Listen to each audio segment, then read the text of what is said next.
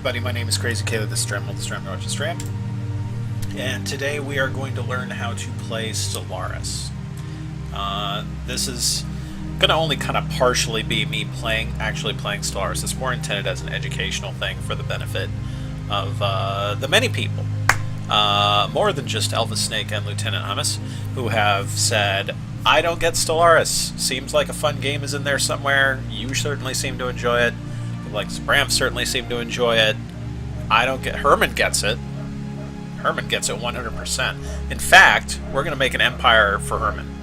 It's going to be a frog empire. We're going to make it. It's going to be great. Let's get right to it. First thing I'm going to talk about is the empire creator.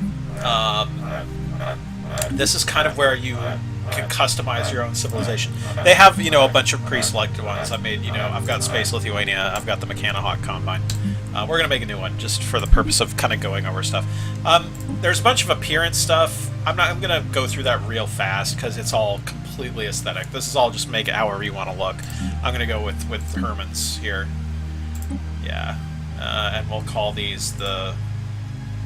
I don't know, Herman, what do you think? What should we call the dumpies?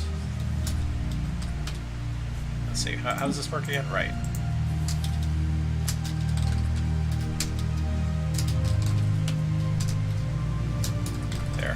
The Dumpy Empire will reign supreme.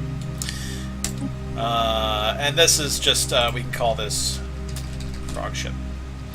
We're gonna go. This lets you pick how your people are named. You can go like the reptilian names. These are reptilian sounding names, things like that. I'll go here. I'm gonna call it frog ship. Alright, so here's the stuff where it starts to affect gameplay. You pick traits for your race. That's right, Kletos. That can only mean one thing indeed. You pick traits for your race. This works the way it does in a lot of 4X games where you get to customize a race. You have advantages and disadvantages, right? You see very similar systems in Master of Orion, in Endless Space.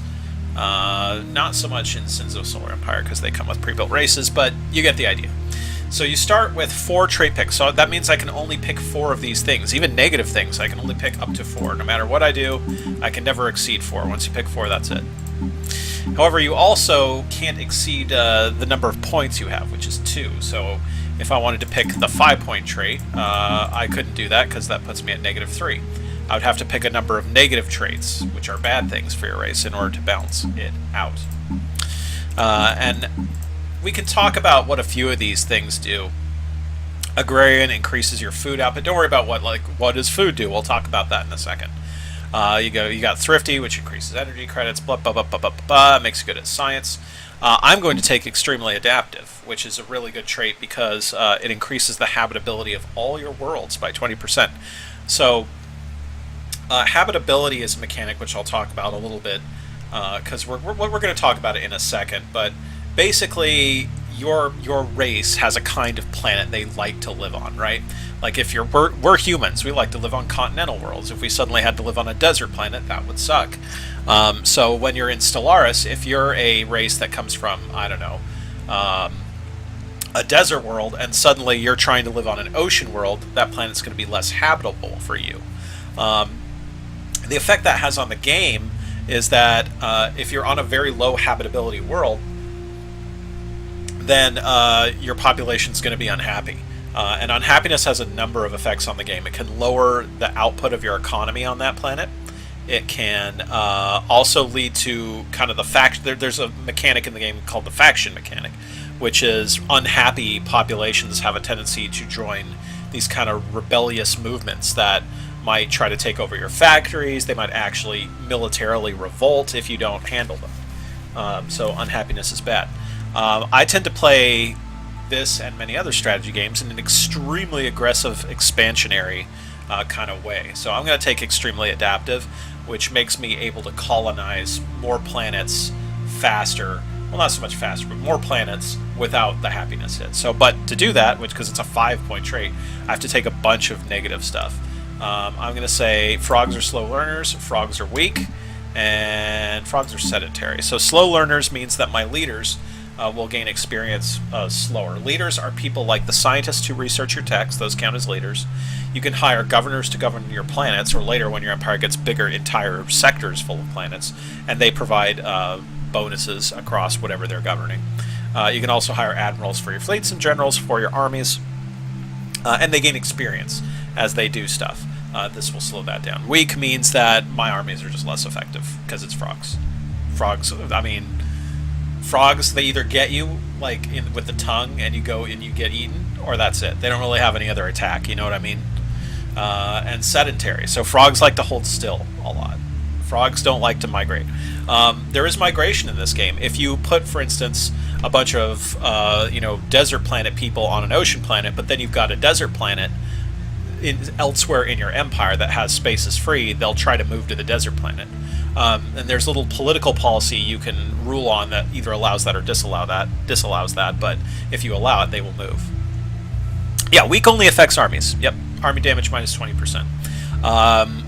Because if you put a frog in a spaceship and put its little frog hands on the triggers of, rail cannons or whatever, it doesn't matter that a frog is weak, because it's going to shoot you with rail cannons, right? Obviously. Basic stuff. So frogs, I've decided, are also sedentary, which means they will move less. And in this game, you can also have a policy called a resettlement, where you can forcibly pick up populations and make them move to other worlds if you want. And that comes with a certain cost. You have to pay for them to be relocated and so forth. And because we're frogs, if we decide to do that, we get very homesick and we don't want to leave. The strong trait can be really good because it lets you save on armies. Big time. Armies are not insignificant, especially in the late game, Teetery, especially in the late game. In the late game, armies can become very, very important. Male, female. Then we're back to just completely normal stuff.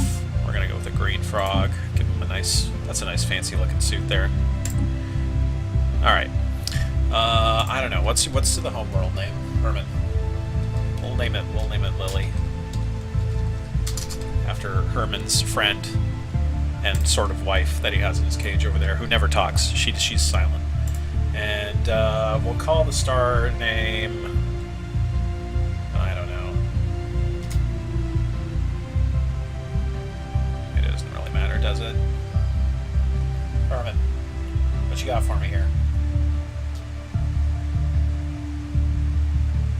Nothing? Nothing at all? Amphibus. So we've got here 7 kinds of worlds that are in the game. There are also tomb worlds, but they don't count as a starting planet. And they're unimportant right now, don't worry about them. Various stuff: continental, ocean, Arctic, tundra, arid, desert, tropical. So you have to think about this as a world is most similar to the worlds that are adjacent to it, and least similar to a world that's furthest away. So an ocean world, 1, 2, 3. The worlds that are most unlike an ocean world are arid worlds and desert worlds. This makes sense. Ones most unlike a continental world are arid worlds and tundra worlds, and so forth.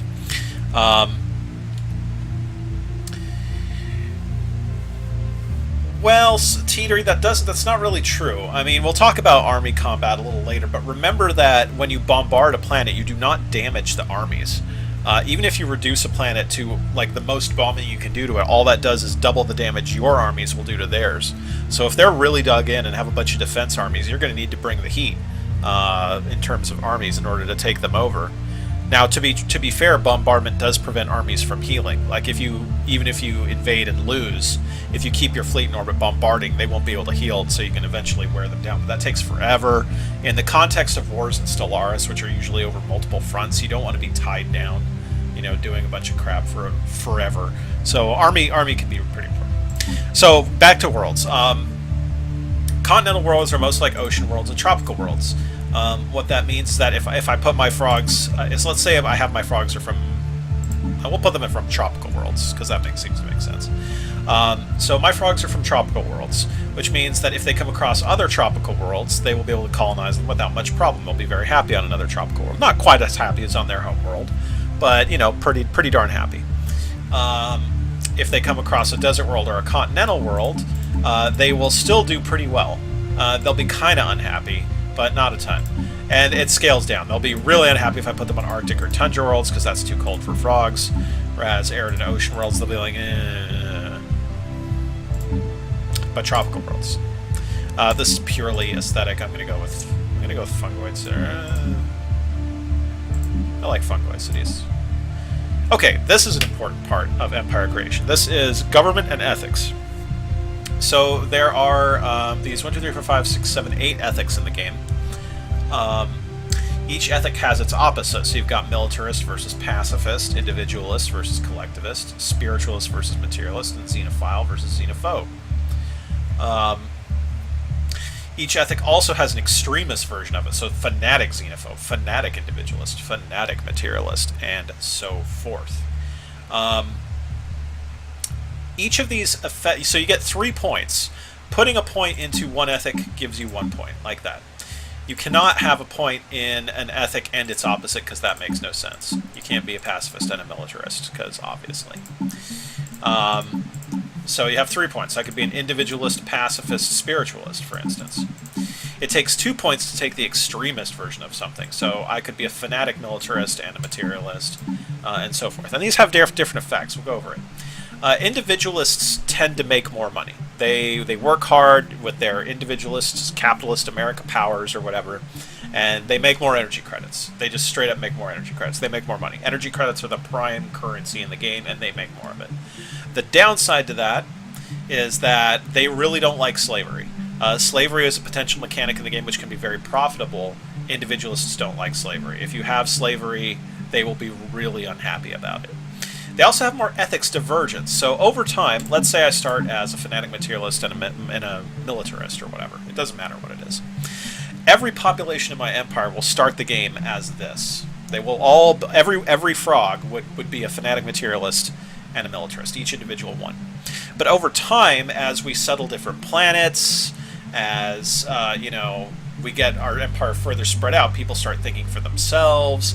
They start thinking, well, maybe militarism isn't the right way to go. I want to be just a materialist. Or they might, they can, over time, it changes to very different things. You can have different parts of your empire believing in different stuff. And that's a big mess. Individualism causes that to happen faster. The more individualist they are, the more they'll drift around to different ethics. And that can make managing your empire a little bit difficult. Yeah, no problem, Hummus. Yeah, come down and watch the video when you're done. So, especially for big empires, the more drift between ethics you have, the harder your empire will be to manage.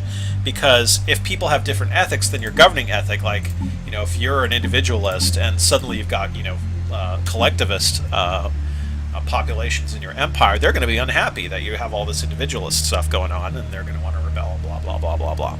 So that's individualism. Materialism, pretty simple. You get more science output. Materialists, scientists. Boom, done. Pacifists. So pacifism is interesting. The first and most important thing you get is an extra embassy. So you get 3 embassies in the game. What do embassies do? Embassies are things you can put on other empires that increases your relationship with them. It's the only way to kind of dedicatedly increase your relationship with another empire without doing something like declaring war on one of their enemies or trading with them or something like that, right? An embassy is just, I want to improve my relationship with this empire without having to commit to any wars or nonsense like that. You put one down, you get a plus 100, which is a huge bonus over time. Eventually you'll get to plus 100, and if you take it away, it'll slowly decay from plus 100. So pacifist empires are really good at diplomacy. They also increase their food because they have turned their swords into plowshares or whatever, and they're really good at agriculture. The flip side of that, of being pacifist, of course, is that they suck at things related to war. So you can do this mechanic called rivalries. You can pick an empire, and you can declare them your rivals, and that gives an immediate influence hit or an immediate relationship hit. They won't like you if you declare them your rivals, but you will get a currency called influence, which we'll talk about a bit later. Influence is required to hire leaders, to change your policies around and things like. It's basically your political currency, and it's very hard to get it. You can't build buildings that produce influence or anything like that. Opportunities to get it are very rare, and so one of the prime ways to do it is to declare rivalries against other empires. Yeah, exactly, Math Ranger. This, you can see how this implies. See, the vertical bars imply that we hate everyone else. Whereas, see, look at this flowing and wonderful curtains. I like that too. So pacifists don't like it when they declare rivals, and so they get less influence out of it. They also straight up do less damage as armies, and they also get a happiness penalty across the whole empire anytime you're in a war. In order to get an orange ethic, do you need to get the blue one behind it? I mean, sort of. So taking an orange one takes 2 points. So yes, basically. But I'm considered here a fanatic individualist. I'm not considered just an individualist. I'm a fanatic individualist. So, I mean, you're not considered to have the blue one. You just have the orange one, but it costs 2 points. So, sort of. Going around the horn, we got xenophiles. Xenophiles they reduce the xenophobia penalty. The xenophobia penalty is a default penalty to everything that's alien. And the more alien stuff is, the more you'll dislike it. Let's go back to appearance for a second, because I lied when I said this was entirely irrelevant to the game. So reptilian species will have a lower xenophobia penalty against other reptilians, but they will dislike avians and arthropoids and molluscoids and fungo. Like, like if something's weird, the more weird an alien is to you, the less you'll like it. And let's go back to traits. Where was I? No, I was at Benefics. So xenophiles reduce that penalty. It's easier for xenophiles to get along with everyone. One of the modifiers that's not in here that it doesn't show you is that xenophiles also, they're going to dislike it if other races are being treated poorly in your empire. They want everyone to get along, basically. Collectivists are the opposite of individualists. They're fine with slavery. They're fine, in fact, with being enslaved. They don't really care about their personal autonomy. You can be Star Fox. I'll show you guys the Star Fox ones at the risk of deranging. Where are we? There's the Star Fox guys right there. Anyway, let's go back because I'm being Hermans. So collectivists need less food. They actually eat less food because you can put them on a diet of gruel and they won't care because, you know, they're sacrificing for the Borg or whatever. And they also are totes down with slavery. In fact, a fanatic collectivist, you can just enslave your whole population if you want, and they won't care because they're collectivists. They live for the hive. Spiritualists, they are the opposite of materialists. They don't like science, basically. They don't get a science penalty. They just get a happiness bonus, straight up. Spiritualists are way happier. Yeah, don't worry, Elvis. This stream is all about, we're going to teach you how to play the game. And I'm just going to go through the Empire Creator, and then we'll talk about how to actually play the game. And militarists, I mean, that's pretty predictable what they do. So they get more influence, which is, again, the political currency from declaring rivalries. They do more damage as when they are armies, and they get more happiness from being in a war. Eventually, war decreases everyone's happiness, but militarists are more resistant to that because they get that, hey, we're happy from being in a war. However, it's harder for them to get along. They don't get fewer embassies, but they do have to pay more influence to be in an alliance. So you can make alliances with other empires, because of course you can. This is a 4X game. But it costs you that political currency, which is called influence, once again. And militarists, they really get a huge penalty to that. They don't do well at all. Or they have to pay a lot of influence to be in an alliance. What am I going to do here, actually? I don't really know what Herman is. I think we're going to make him a fanatic pacifist, maybe? Yeah, let's make him a fanatic pacifist. Now let's make him fanatic xenophile. That's fun. We'll try to make this everybody gets along.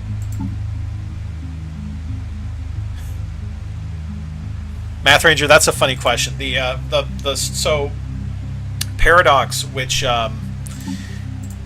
is the company that makes this game, they did a long-running stream series in the lead up to release, and they played as xenophile militarists called the Blorg.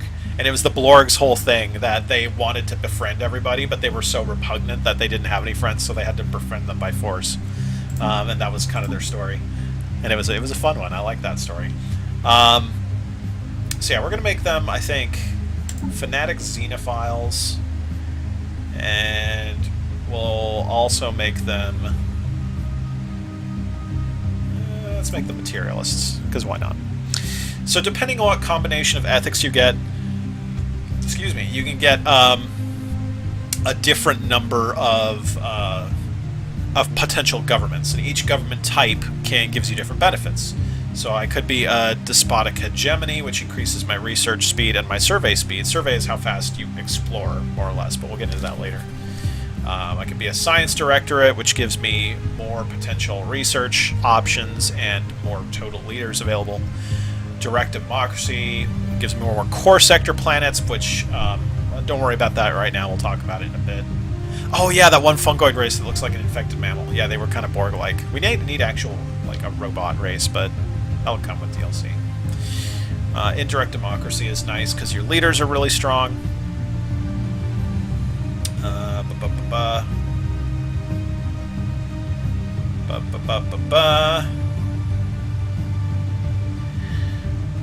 Yeah, so because I'm a xenophile, right? I can't pick, like, I don't know, like divine mandate. You have to have the spiritualist ethic. Military dictatorship, you have to have the militarist ethic, all that good stuff.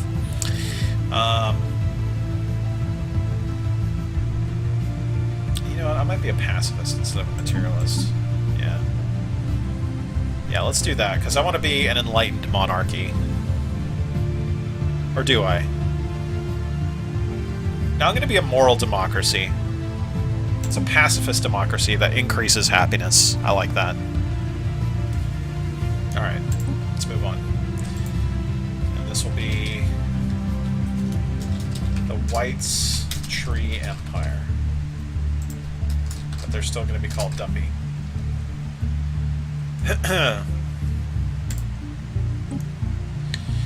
And their flag has to be frog-based somehow. What here looks most frog-like. Looking for something froggish.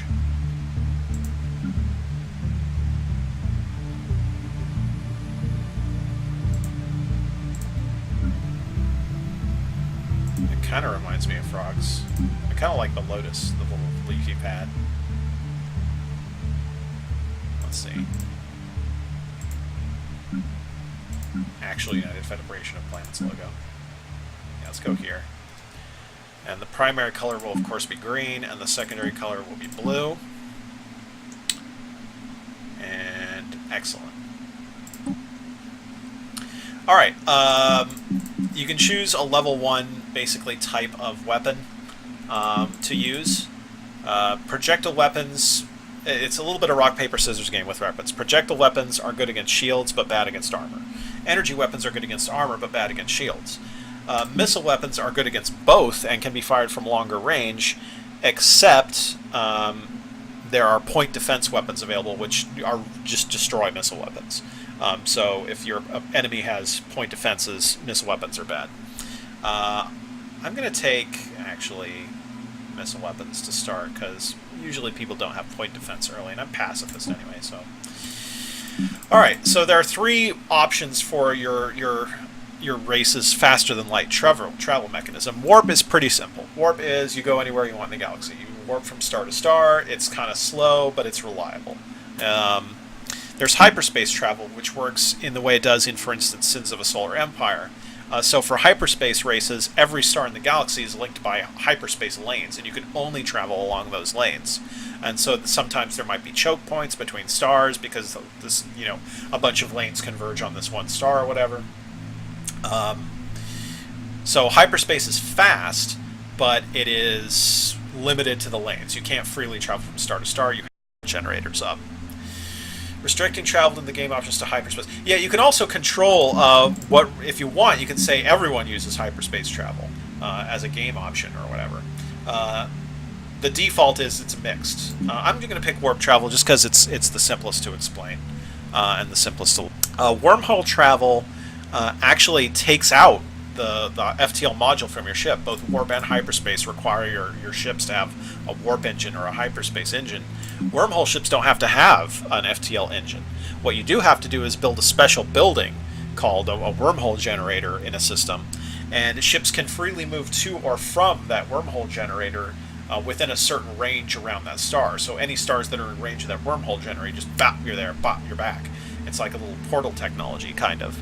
But you have to build that building in order to do it. So if an enemy comes in and just wrecks that building, your ships are stuck. So it's a tough one, but it provides really good, really good mobility if you can keep your wormhole generators up. Restricting travel in the game options to hyperspace. Yeah, you can also control what, if you want, you can say everyone uses hyperspace travel as a game option or whatever. The default is it's mixed. I'm going to pick warp travel just because it's the simplest to explain and the simplest to live with. But feel free to play around with these other ones. And you can pick what your ships look like. I'll go with the fungoid ships for this one. So this is our race. We're going to save it. And we will be done. So we got galaxy options. So you can see this is the option for allowing, whatever kind of FTL travel you want. Go on plan difficulty normal. For the sake of simplicity, I'm going to put it in a ring galaxy. You can choose the shape of the galaxy, how the stars are spread out, different stuff. We'll go small, 400 stars. And there will be 11 AI empires, of which 3 of them will get a boost to their increased... they'll get more resources to start, and I believe more techs as well. Is that correct? Yeah, resources, technology, and population. So they get more stuff to start. So these are the real threat empires. I'll take that down to 2, though. Small stars. So it's a small galaxy. I don't want too many of those. And so we're ready to go.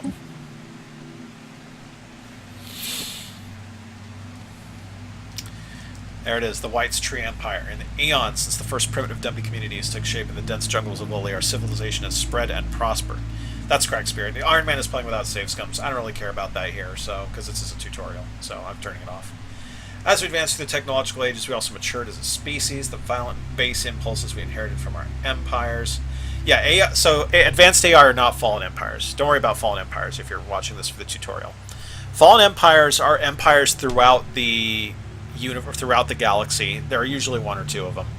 And what they are is, imagine it's like 500 years in the future, and everything has been reduced to like ashes, and it's a bunch of people roaming the wastes with spears or whatever. But in a subsection of Southern California, the United States government has existed this whole time and still has access to nukes and guns and stuff, right? They're very small and reduced in power, but they are still basically really strong. The fallen empires are these empires that are far smaller than they used to be. They don't like to interact with the outside galaxy unless they absolutely have to. They mostly just want to sit and do their own thing. But we'll talk about them more when we run into one. Because right now we are here in the Amphibus system. You can see this is the galaxy we're in. It's pretty small. It actually looks kind of like an elliptical galaxy, but whatever. And you can see this is our home solar system here. It's got a bunch of planets. We live on the first planet from the sun. It's got an asteroid belt with a few asteroids in it. It's got all sorts of interesting things. No, the White's Tree Empire is green, believe it or not. So we have a starting fleet, which is 3 corvettes, 3 starter corvettes, which are pretty weak. This number here, the 75, that's a rough estimate, the game's rough estimate of how powerful the fleet is.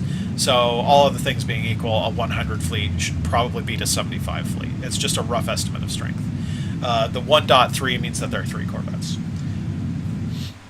I have a construction ship to start the game. Construction ships are what you use for building stations and any space installation. Like defense platforms, or later in the game, once you understand how to terraform planets into different types of planets, you can use this to build terraforming stations, and so forth. And we've got our science ship. We'll talk a lot about our science ship coming up, but for now we'll leave it alone. Because right now we need to talk about technology. Actually, let's just talk about all the resources here. So you can see these 6 resources in the game. Energy credits we talked about earlier. Energy credits are your money. Right now, the 50 plus 6 means I have 50 in the bank, and I'm earning plus 6 per month. Energy credits are basically required to pay for everything in the game. Almost everything in the game requires you to pay a small amount of energy credits to upkeep them. So I forget where to find it, but each of these corvettes costs. Yeah, here we go. There, if I hover over, you can see maintenance 0.23 energy credits per month for my corvettes. The space station probably costs some number of stuff per month, or maybe not. I don't know. I think I forget if spaceports are considered drains on your energy credits, but most stuff in the game costs energy credits to maintain.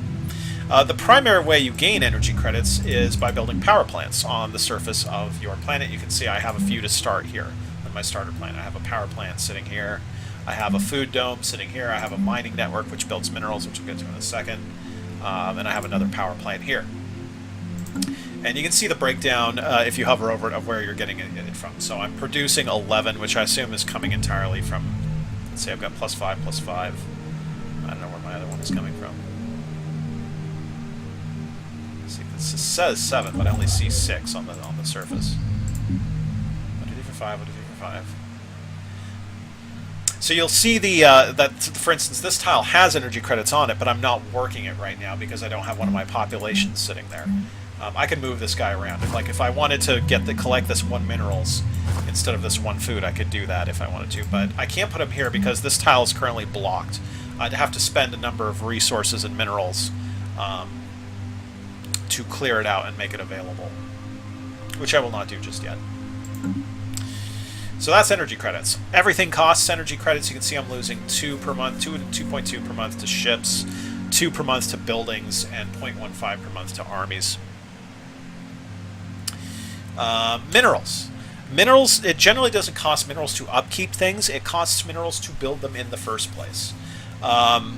So you can see I'm losing a very small amount of minerals to ship maintenance, but mostly what you spend minerals on is building. So for instance, you can see very high costs for building new ships. It cost me 56 minerals to build a corvette. If I wanted to build a new building on this planet, let's say I wanted to build, I don't know, a mineral network here, that costs 60 minerals. Building stuff costs minerals. You want a good inflow of minerals so you can keep building stuff. Influence is the thing we talked about earlier. This is your political currency. You get base 3 in the game. There are very, very few ways of increasing this. There are very rare buildings you can build and very rare techs you can research that give you an increase to your monthly influence income. As we talked about earlier, declaring other empires your rivals increases your influence income. And yeah, that's what influence. That's how you get influence. What do you spend it on? So you can spend it. We talked a little bit earlier about how being in alliances with other races costs you influence per month. So that's one thing you can spend it on. You have to use it when you get leaders. Where are my leaders? Where are my leaders at? I always forget. Here we go. So right now I have 3 scientists researching my techs, 1 commanding my science ship, and I have a governor of the planet. Let's say I conquered another planet or colonized it and wanted to hire a governor for it. Here are my rando available governors. It costs just straight out 50 influence to recruit one. And you can see the governors have different traits. So this one's, he gets experience faster. This one lives longer. This one clears blockers faster and for cheaper. Remember that a blocker, if you hear me say blocker, I'm referring to these things, right? So some planets have tile blockers on them, which you can't build anything or even work that tile until you clear the blocker out of it. So that governor makes clearing blockers cheaper. Where was I? So yes, influence. It costs influence to hire leaders. It costs influence to do edicts. Edicts are, if I go to planet summary and go to the edicts list, you can see that I can fire some edicts on this. They cost a one-time cost in influence. They run for 10 years usually, yeah, and they have some effect on that planet. So if I fired legal aliens on this, it would double alien migration to this planet. Infrastructure projects would reduce the building cost and construction time for all buildings on it, and so forth. So you can, if you have I usually don't use that unless I have a lot of influence lying around. I believe some of the policies require you to do it. Yeah. So these are empire-wide edicts. So engineering research grants. It gives you plus 30% engineering research at the cost of minus 10% physics and society research. It costs an influence per month to maintain. And you can keep that going as long as you want. I don't think it costs too many... I think it costs many or any influence to change your voting, right? Or like your policies. I'll talk more about policies in a second, after I finish talking about these resources. Resources, you got physics research, you got society research, you got engineering research. This is applied to whatever tech you're researching. I'm going to research this tech. So let's talk about actually how techs work in this game. So you can see that there's no tech tree in this game. Like, you don't first research this, and that leads to that, and that leads to that. That's not how it works. You draw. So there's this deck of technologies in the game, and your race kind of draws a random number of these techs every time you go to research a new tech, and you can pick which one of them you want. And in the early game, you're going to draw the early game techs, and so you're very likely to draw the early game techs in the early game, and so forth. And the more early game techs you research, the more likely it is that you'll start to draw mid-game stuff. But you'll never know. You can draw this or that and the other.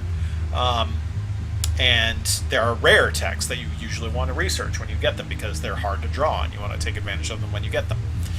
I'm going to go do the one that unlocks colonization, because again, I like to expand. And in physics, I will go for... Let's go for solar panel network, because that's a good early way to get energy. Don't worry too much about it. So, about which techs I'm picking. I'll talk more about them as we go. For right now, I just want you to understand the basics of how science works. So right now I have 0 physics research points, but I'm getting about 5 per month. I get an increase of 2% to it from my scientist friend here. He actually would give me an even bigger bonus if I were to research something related to spaceships, but I'm not, so he doesn't give me that bonus. Anyway, I'm producing 5. He gives me about plus 2%, so that's about 5.1. So about 5 progress per month plus 2%. So I'm trying to get 5 points per month towards this 240. And if you do the math, that comes out to, it'll take me 4 years to finish this tech, and so on and so forth. And that's how technology works. You can increase your technology in a number of ways. One of the ways you can do it is you can see that some tiles produce technology instead of anything else. So if you put a population on it, I'm going to call populations pops from now on. Then if I were to clear this tile blocker out and put this guy here, I would start generating 1 extra physics research. You can also build buildings, like this basic science lab, that increase your science yield from a technology.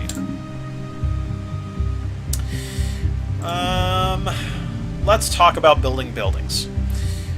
So early on, I kind of want to increase my mineral income.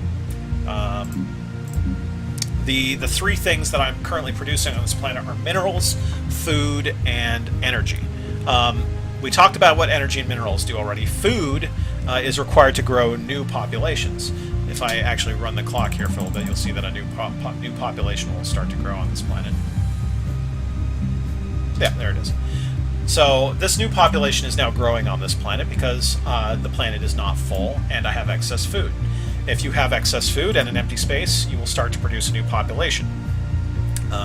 This one's growing at plus 1.4 per month until it gets to 45.3, at which point the population will be ready and start working. This will only happen if you have surplus food. The other thing that food does is, even if your planet is full, you still want a good bit of food, because if you run negative food, your planet starts to starve and they get a big happiness penalty, which you don't want. So you want to keep your food balanced. But right away, like I said, I want more minerals. And I've got plenty of excess of food. I've got 6 food, so this guy doesn't need to be working this. I'm going to move him here. Now I'm producing 1 fewer food. Why am I producing 2 fewer food? Probably due to some modifier that the governor gives or something. But I'm producing more minerals now. You can see up here it was at 9, and now it's at 8, now it's at 9. However, I'm not satisfied with my 1 extra minerals, so I'm going to build a mining network there. The mining network produces 2 minerals of its own in addition to collecting the native 1 from the tile. It costs 60 minerals to build that, and it takes about 200 days to complete. Now you say, Kaylee, what if you wanted to build a power plant on this tile? Well, power plants produce 3 energy credits by themselves. Does more food on a full planet increase outgoing migration? No, not that I know of. You want to have plus food on a full planet. That's all, or don't run a deficit, basically. So if I built a power plant on this tile, it would generate 3 energy, indeed, because power plants generate 3 energy. But I would not get to collect the 1 minerals anymore. So when you build a building on a tile that does something different than what that tile does, you lose the tile's native bonus. So I built this power plant onto this mineral tile, I would lose the minerals. Whereas if I built a mining network on it, I would get the mining network's bonus plus the tile thing, because minerals to minerals, right? So generally you want to build the same kind of building onto the same kind of tile, unless you have a really good reason not to. So I'm going to build a mining network here, and it will be ready in 200 days. It cost me 60 minerals out of my bank, and it's building. But when it's done, I will be making 3 minerals off this tile, which will be a nice little bonus for the start of the game. Alright, let's see. We talked about technology. The situation log, think of this as your quest log. As you explore, you'll get little special events and things, and they'll go into your quest log here. Victory conditions, you either have to own 40% of all the planets that can be colonized, or you have to destroy everyone else in the galaxy, or make them your vassals. Ship designer we can talk about a little bit right now. Right now I'm kind of limited because I don't really have anything except corvettes that I can make, and I don't have anything besides my base tech. But you can pick different cores. Cores are the things that give slots for you to place weapons and such. So if I pick the striker core, I have space for 1 small weapon, 1 medium weapon, and 5 small utility spaces. I could also, if I wanted to, take the shifter core, which gives 1 small weapon, 2 medium utility spaces, and 3 small utility spaces. Weapons are weapons. Right now all I have is missiles. Missiles for days. And all I have for utility slots is just power. Power for days. I don't have shields, I don't have armor, I don't know what those things are yet. I am so confused. We'll get more into the ship designer perhaps a little bit later, once I have some technology and I can make meaningful choices about what to put on my ships. This is your diplomacy screen. Right now it's empty because I don't know about anyone else in the universe. This is where you can see all the different species in your empire. Right now I am a single species on its homeworld, which means that I only have 1 species. Later, if you conquer when you conquer other empires, they're still their own species sitting in your empire, and that has all sorts of effects on you. But for an empire such as mine, which only has natives in it, uncomplicated.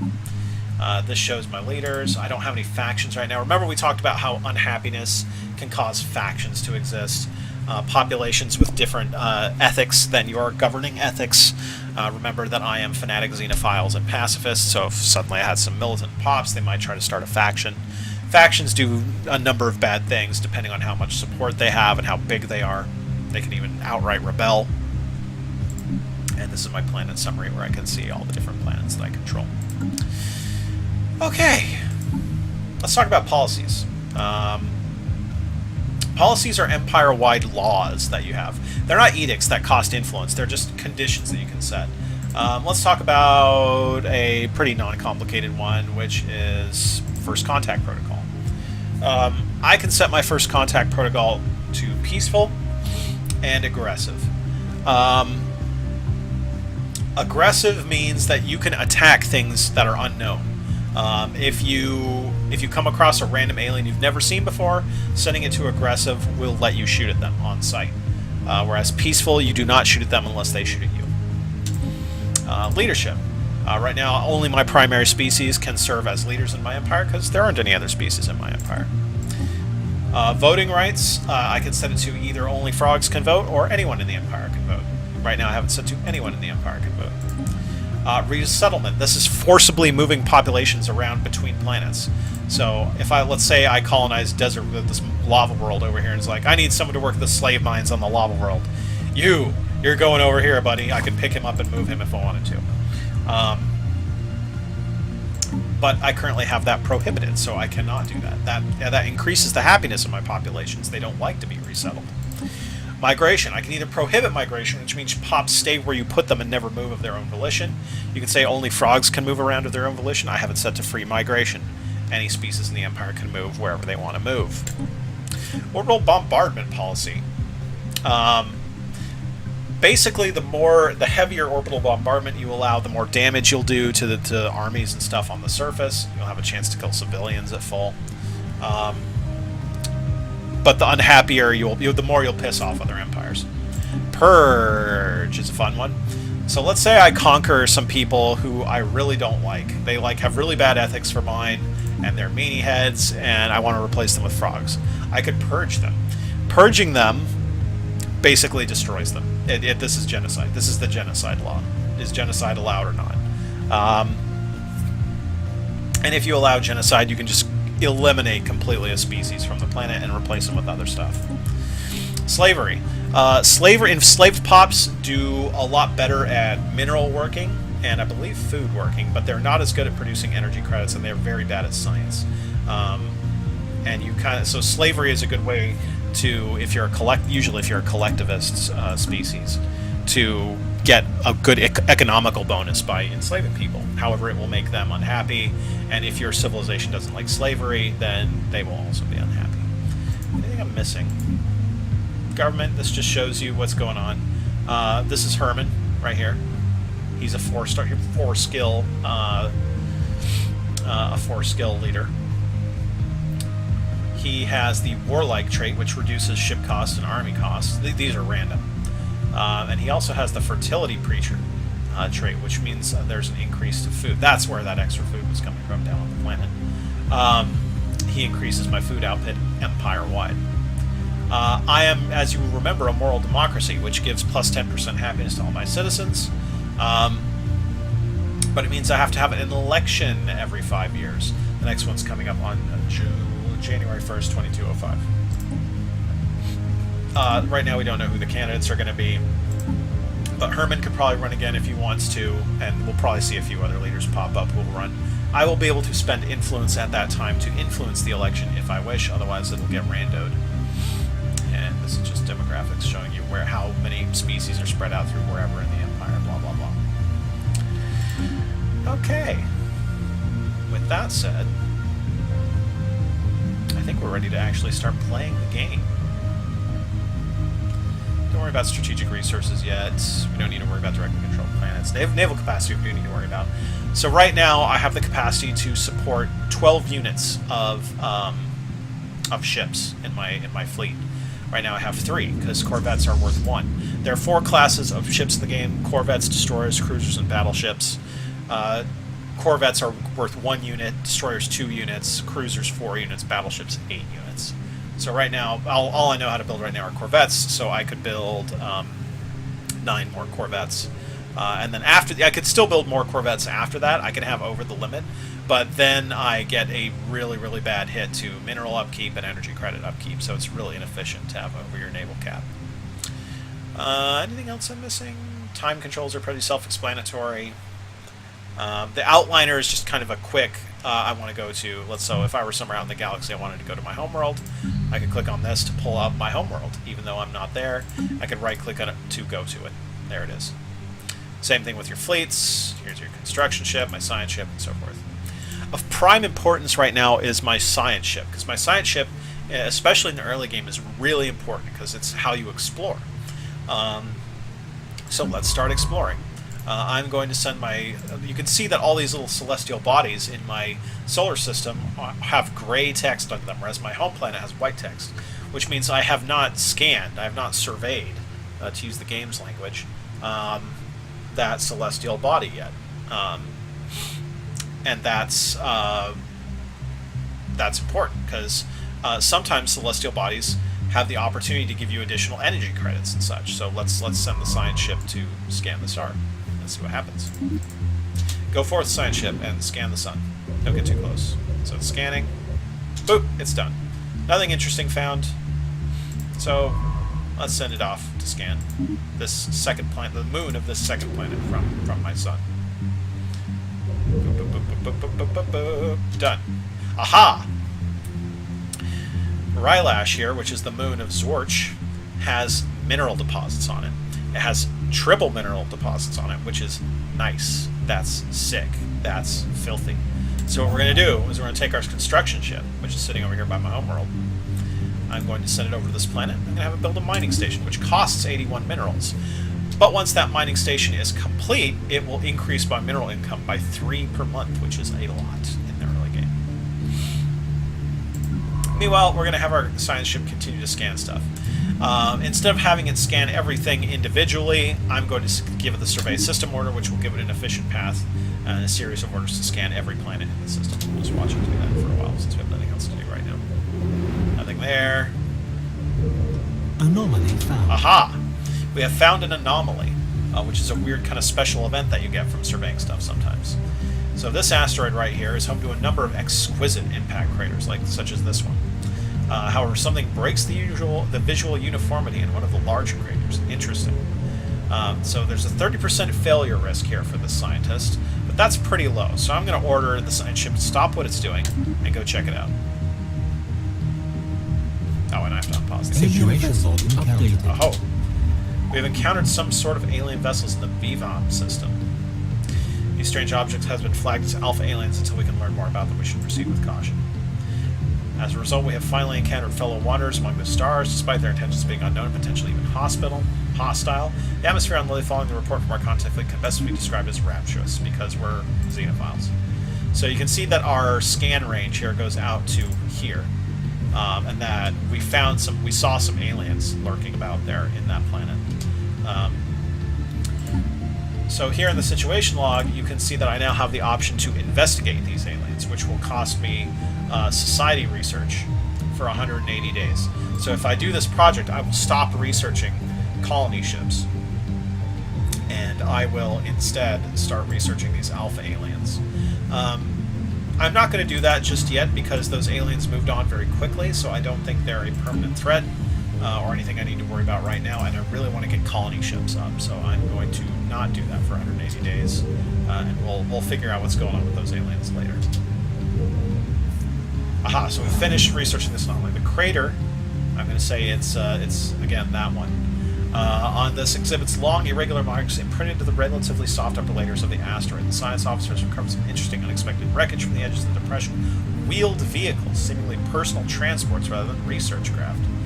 The crew of my science ship speculated the crater may have once been used for sport, with some alien species pitting their personal locomotion devices against each other in tests of mechanical strength or speed and near zero gravity. Holy shit, alien drag racing. Vroom, indeed. So I can research these projects. This asteroid now has 6 engineering research because I can pull apart their drag racers and talk about how cool alien drag racing is.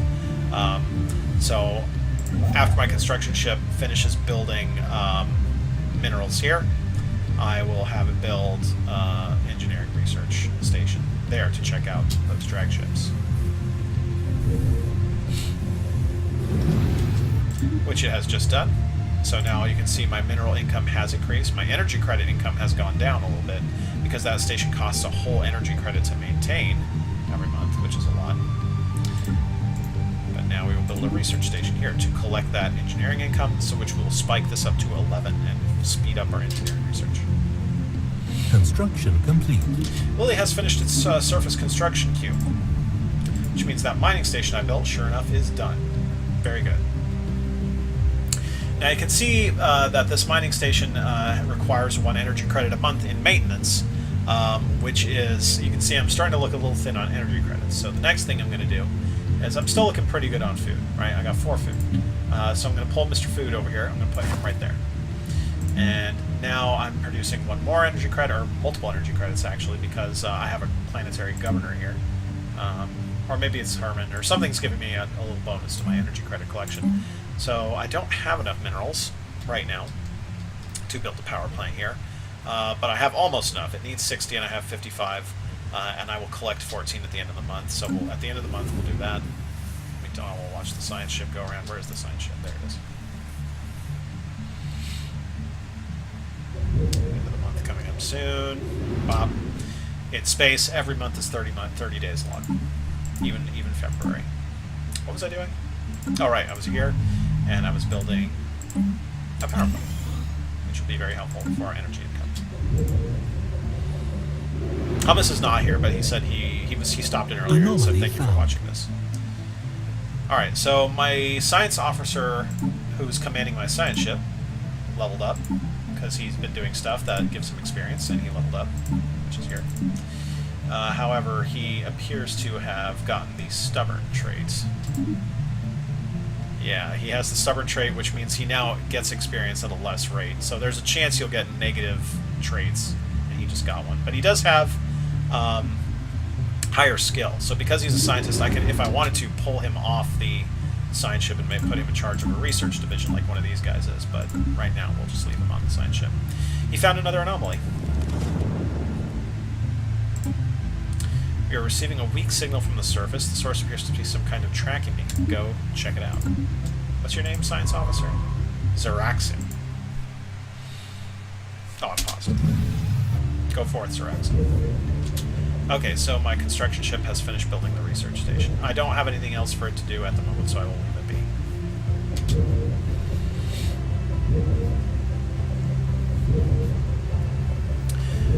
be. Habitable World Survey. We now know without a doubt that a thriving biosphere is not something unique to Lily. We have found a habitable planet somewhere, probably that one. Both the scientific community and the public at large are eager to learn more about the various forms of alien life through the galaxy.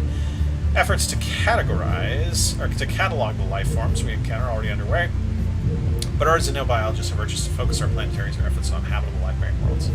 So we could get a little event chain here, which will give us a nice reward for finding habitable planets, or I could say, screw that, I don't want to focus on that. Situation log updated. Doing that anyway, so I will take it. Now it appears on my quest log, and I need to find 8 habitable worlds. At which point I'll probably get a science bonus or something like that. The frog ship lost the weak signal that was coming from the surface, and despite the best efforts of the science officer, all attempts to track it down have met with failure. So we failed that one. And so now the science ship goes off and scans for more stuff.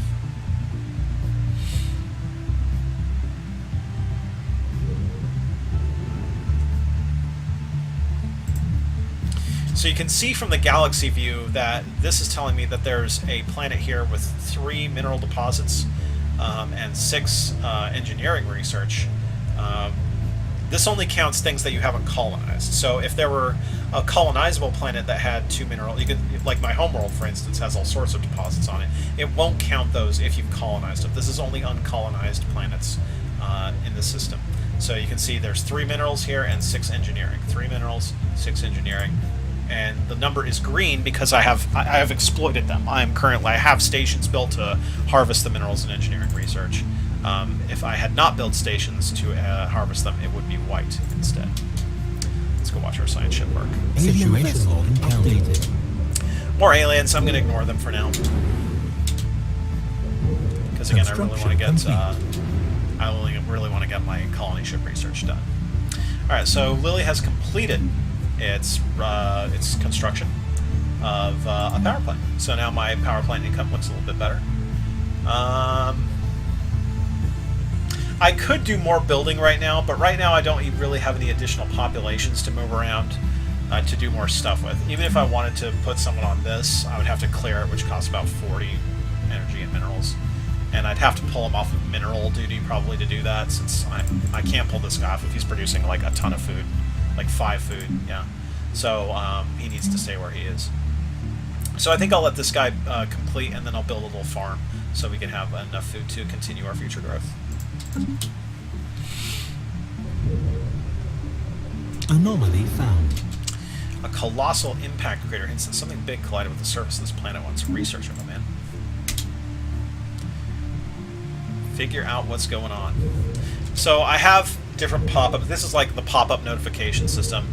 This one's letting me know that I found an anomaly on this planet, which I'm already researching, so I'll just dismiss it by right-clicking.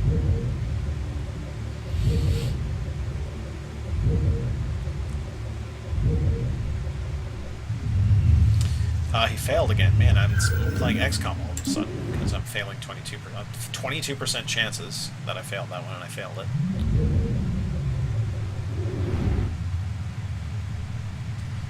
So you can see my science ship is running out of things to survey pretty rapidly here.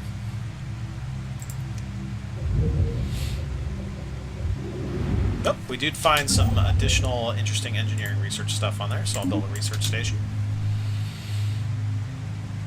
You can see that my engineering research is cranked up from having that asteroid, which consequently means my engineering research is finishing about twice as fast as everything else. Sha. Research complete. Alright, I have finished my engineering research. What this engineering research does is it lets me build the building on planets that really focuses on engineering research. So it's a science technology that makes science easier. So interesting choices here. I could build geothermal fracking, which lets me increase my mineral storage capacity. Right now I can only store 5,000 minerals. Anything above that goes to waste. If I research this, that would go up to 6,000. I would also get the Mining Network 2, which is an improved version of the mining networks that I have right now. They only do 2. I believe Mining Networks 2s do more. They do more than that. I would basically straight up increase my mineral income by researching that. I could get fusion missiles, which are a better version of the nuclear missiles that I have now. They do more damage. But I'm in the early game. I don't need to worry too much about combat right now. I could get the Betharian power plant, which reveals the Betharian strategic resource. So there are different strategic resources in the galaxy. We don't know of any right now. The Betharian stone one lets you build a super power plant called the Betharian power plant. So for every Betharian stone you have in the universe, you can build, instead of a normal planet power plant, a super power plant, which produces even more power. And that's really good. So I'm going to do that. And I'd like to know where that is on the map, and if there is any around me. System survey complete. Alright, so that's a notification that my science ship is now idle because it has surveyed everything in my home system. So now we explore. I'm going to send it off to survey other systems in the universe. I see that there's a potentially habitable planet here, but it's a tomb world. Tomb worlds are worlds where some sort of disaster has happened. Like there's been a nuclear war here or something, and everything's irradiated and terrible. Looking at it strategically, I probably want to expand over in this direction because there are a lot of nearby stars in that direction. Like I want this to be my eventual base for my empire here. So I probably want to explore to the right first. So let's go back to the galaxy view. Take our science ship. We will send it to Ponel. I'll give the survey system order. And note that I can do that from the galaxy view. I don't have to like... Hostile fleet detected. Evading hostile fleet. That's interesting. So some sort of unknown alien thing is here. And because my ships, where's my construction ship? My construction ship and my science ship are freaking out because they are set to evade. Anytime they see anything that could hurt them, they are going to run. Oh, we've got an event. Our first stumbling steps into the void beyond the limit were not motivated by curiosity or a desire to conquer the unknown or a need to leave a mark on the galaxy. The biosphere of Lily has undergone rapid changes in the past few centuries, and the prominent scientists warn that our homeworld may be faced with the beginnings of a mass extinction event. That cyclical purging of life that is inseparable from planetary existence in the greater cosmos. A research plan has been put together to study a number of planets rendered uninhabitable by major astronomical incidents or planet-backed catastrophes. We hope that by reconstructing these events, a similar fate may be avoided for our homeworld. It falls to you to see that this is carried out. Situation log updated. So now we have this thing, which means we need to study the effects that major calamities have had on other planets. We need to find a broken planet, a burned planet, a chilly planet, a desolate planet, and a noxious planet. So if I zoom out, I don't see it yet because I haven't found them yet. So we will just hang tough. I'm gonna change my construction ship and science ship stances to passive, which means they won't flee immediately anytime they come across anything that could hurt them. I'm gonna have my science ship again go to Ponel and survey it. And that alien left, whatever it was. Oh, okay, there are the planets that I'm looking for. They are far away. There are probably other empires around. Alright, so my science ship has arrived in the Punel system and is now beginning to scan the system. It's a lot less complicated than our home system.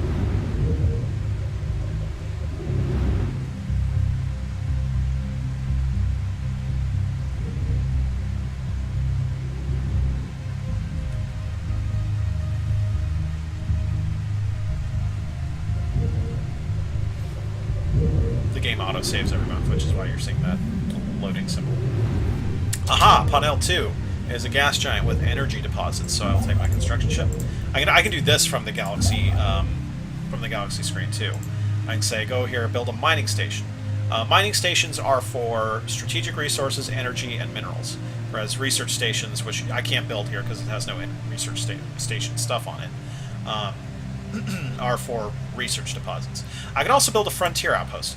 The reason I can build anything in this system is because it lies just barely within my borders here. You can see the green circle on the map is my borders.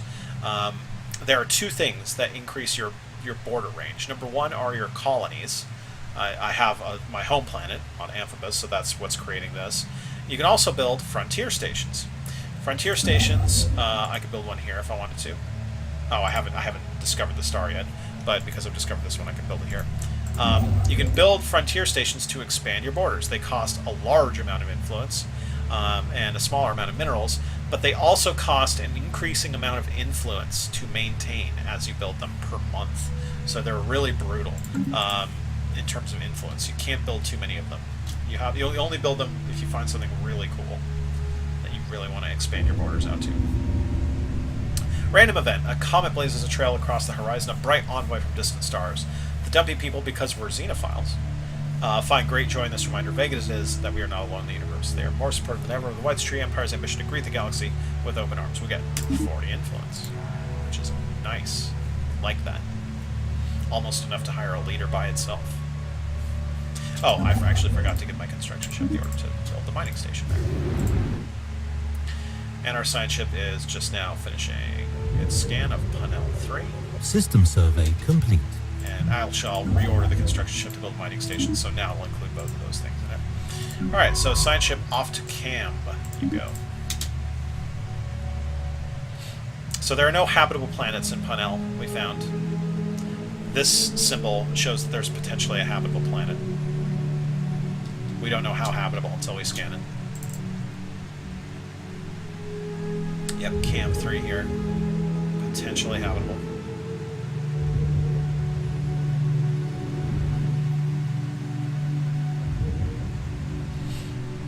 Cam 1 has mineral deposits. So this is how the early game goes. You scan the planets around you. Research complete. I have finished solar panel network. What the solar panel network is... I need to pick new research first. Global energy management gives me the power hub building, so the power hub building is a building that produces a little bit of power on its own, but it also increases power planet-wide by 10%. So if you have a building that's already producing a lot of power, you want to build one of these. You can only build one of them per planet, but you want one of these on a planet that's already producing a lot of power. I'm going to take, however, administrative AI, because the earlier you get that, the better. Increases your research speed for everything, plus 5%. So yeah, this is the early game. You go around, you find planets. We hopefully soon get... Oh god, that takes forever. 22 months until we get colony ships. Oh, we found a habitable System survey complete. So Cam 3 is colonizable. It is, in fact, a tropical world. It is ultra-rich, which means we get increased minerals. Now it's got an asteroid belt, increased minerals. This is a really good planet for us, so we want to colonize this immediately, as soon as we get another colony ship, really. And our science ship has finished scanning, so we will send it off to Rogia here. Uroglia. You can see these unknown aliens are flying around too. Not all unknown aliens are sentient. Some of them Anomaly are found. signs of an activity by an ancient precursor civilization. Research it, please. Not all aliens are sentient. Some of them are just space whales, for instance. Which is probably, usually a lot of the things you'll run into earlier are space whales, so that's why I'm not super eager to figure out what they are. What happened? Turned out to be false leads. We have, again, failed another... Yet another anomaly event. Oh, our construction ship is done. So it's done building stuff in Punel. I cannot have it build stuff in Camb because it is not within our borders. Let's see if I try to do this. It's not in our borders. I'd have to build a frontier outpost first. However, there is research here, which I never exploited, so let's go ahead and build a research station there. For even more engineering research. Alright, speaking of engineering research, we have finished our Betharian refining research, so we now will be able to see Betharian resources on the map. There is one in Punel and in Camp. Fantastic. So that's really good. And now we pick new engineering research. Thruster is a better sublight engine for our ships. Improved spaceport lets us crank up our spaceport. Well, let's talk about spaceports for a bit. We haven't talked about spaceports yet. Spaceports can go above every colonizable planet that you own. You can upgrade. So they have these modules. They all start with a weapons module. Right now, the only module I have is that solar panel network thing that I was telling you about earlier, but neglected to actually ever build one now. And what it does is just straight up gives me 3 energy credits from the spaceport. To unlock more modules and make the spaceport capable of building bigger ships, you need to upgrade it. But I don't even know how to upgrade it yet, so if I did that, I would know how to upgrade it. I'd also unlock the Corvette Assembly Yards module, which is, again, one of these modules that I could throw on a spaceport. And anything with the Corvette Assembly Yards module, ships built at that spaceport, spaceports are where you build ships, they build faster and for less, which is nice. And also crank up my mineral storage capacity by 2,000. However, I'm nowhere near my mineral storage capacity, so I'm going to go for powered exoskeletons, which gives me... I don't really care about the army damage bonus right now, but I do care about the plus 5% minerals. That's not bad. I like that. So, it turns out that after we finished researching Betharian stone, we found that Punel 3, which is a planet where we already have a mining station here harvesting these minerals, also had Betharian stone on it. So now, because I already had a mining station, I'm mining that Betharian stone. You can see right here, I have a Betharian stone in hand. And as I was saying earlier, Betharian stone lets you, instead of having normal power plants, replace them with, or build outright instead, super power plants. So this one gives me 3. I'm going to replace it with a Betharian power plant, which gives me 6. Straight up good. We have detected the presence of a primitive alien civilization on Jurg-Safan. They appear to be in the later stages of a Bronze Age, having mastered early metalworking. Although most of their population is rural, several large city-states have formed. We should consider building an observation post around their world to study them more closely. I agree. As soon as my construction ship is done, I will do that. So you can see Jurg-Safan here is actually inhabited by these mushroom things, who look very similar to the Lord. I cannot colonize this planet because the natives already own it, so to speak. I could conquer it if I wanted to. You can see it's defended by a super primitive army, which I could probably destroy easily.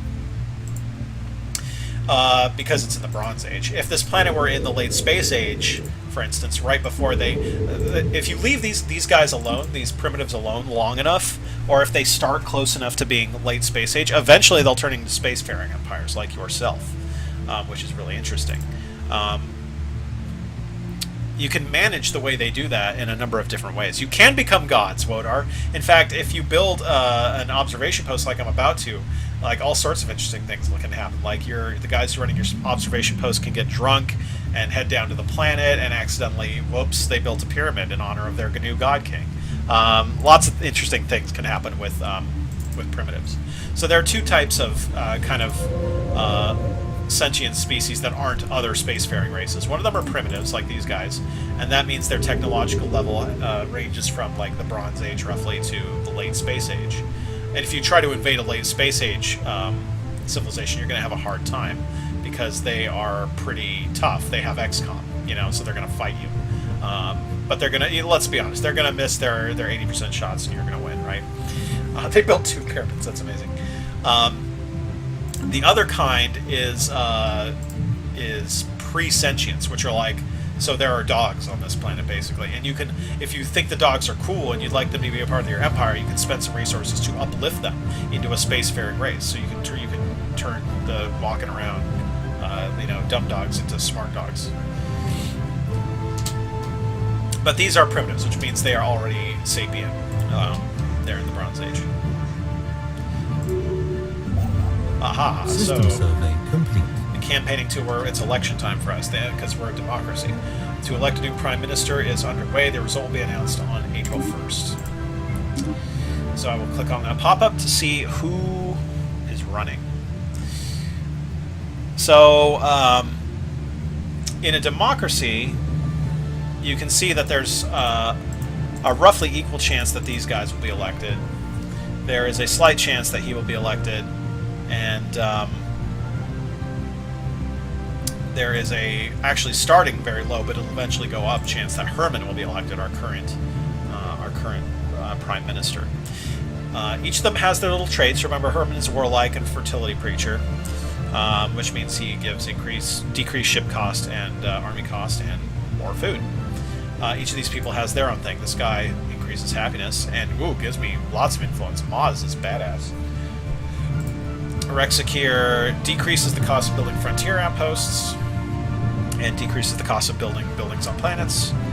Cathiox makes it cheaper to build science ships and faster to go through those anomalies, which are those little pop-up events when you scan planets. And also decreases the cost for spaceports. Each of them also comes with a mandate. This is a mission that you get if this person is elected. And if you fulfill the mission while that person is in office, if you make their campaign promise come true, you get an influence bonus. You get a one-time big influx of influence. So Maz and Rekazir both want to build new orbital mining stations, which is something I'd probably be doing anyway, so that's a good mandate. And it would give me 80 to 175 influence, which is a lot.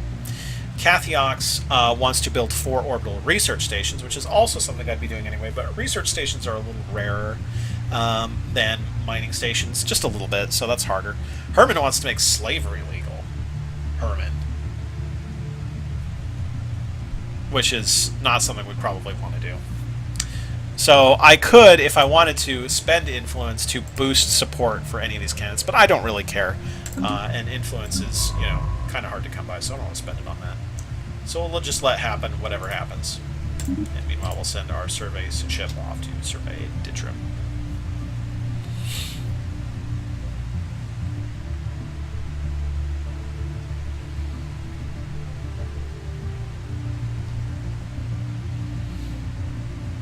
Situation log updated. Who won? Rekazir won.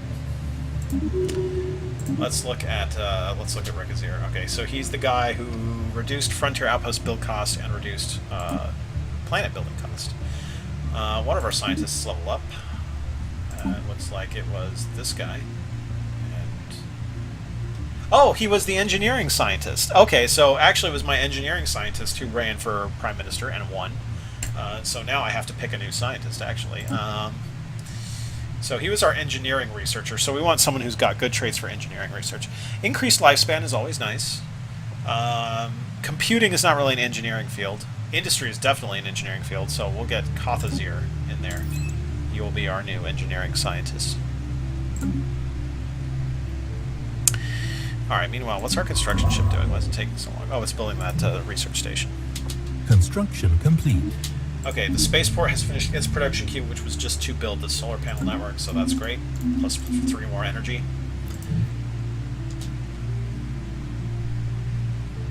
Our science ship is scanning stuff at Ditram. What just happened? Oh, Lily finished its surface construction queue, which, as you recall, I had it build this badass Betharian power plant. So now, if the tile was producing 2,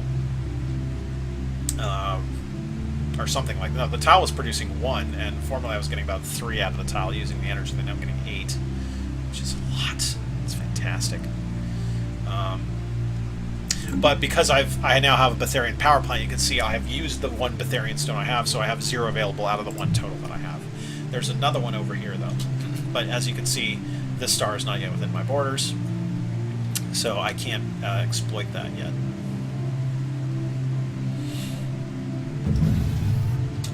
However, my construction ship has just finished building the research station there. And let's see, no, it was Roglia that the primitives were, right? So I cannot build an observation post because it's not within my borders, so never mind. System survey. But I'm hopeful that will soon be within my borders because I'm going to colonize this colonizable planet here, Cam 3. And then hopefully that will expand my borders out to Roglia. There's also a technically colonizable planet in here. Continental, there's a continental world here, which is pretty close to tropical, but I haven't researched how to do that yet, so I can't colonize it. In fact, I don't know how to colonize even tropical worlds yet, because I'm still researching the basic colony tech, which will be done in 4 months. Science ship go and survey Ramon, since it's in my borders. Froglia, I'll do it. I'll do it. Does it have to be with my borders to do that? Yeah, it does. Damn. Situation log updated. More aliens I don't care about. I'll figure out what's going on with those aliens once I finish my colony business. Research complete. Hey, speaking of which, we have now finished colony research. We can build colonies. We'll do that. So increased leader lifespan of 10 years. All my leaders would live 10 years longer. And I get plus 10% food to across the Empire. Yeah, Wodar, go back and watch the VOD. Go back and watch the VOD. It's extensive. The starting races are entirely customizable, Wodar. And you can give them all sorts of stuff. I built these frogs from the ground up. You can kind of see, probably, you know, like I gave them different governing ethics. I gave them traits. I made them really good at adapting to different worlds, but at the cost of being slow learners and weak in army fights and sedentary. They don't want to move around a lot. It's a race builder, kind of like you'd find in other 4X games.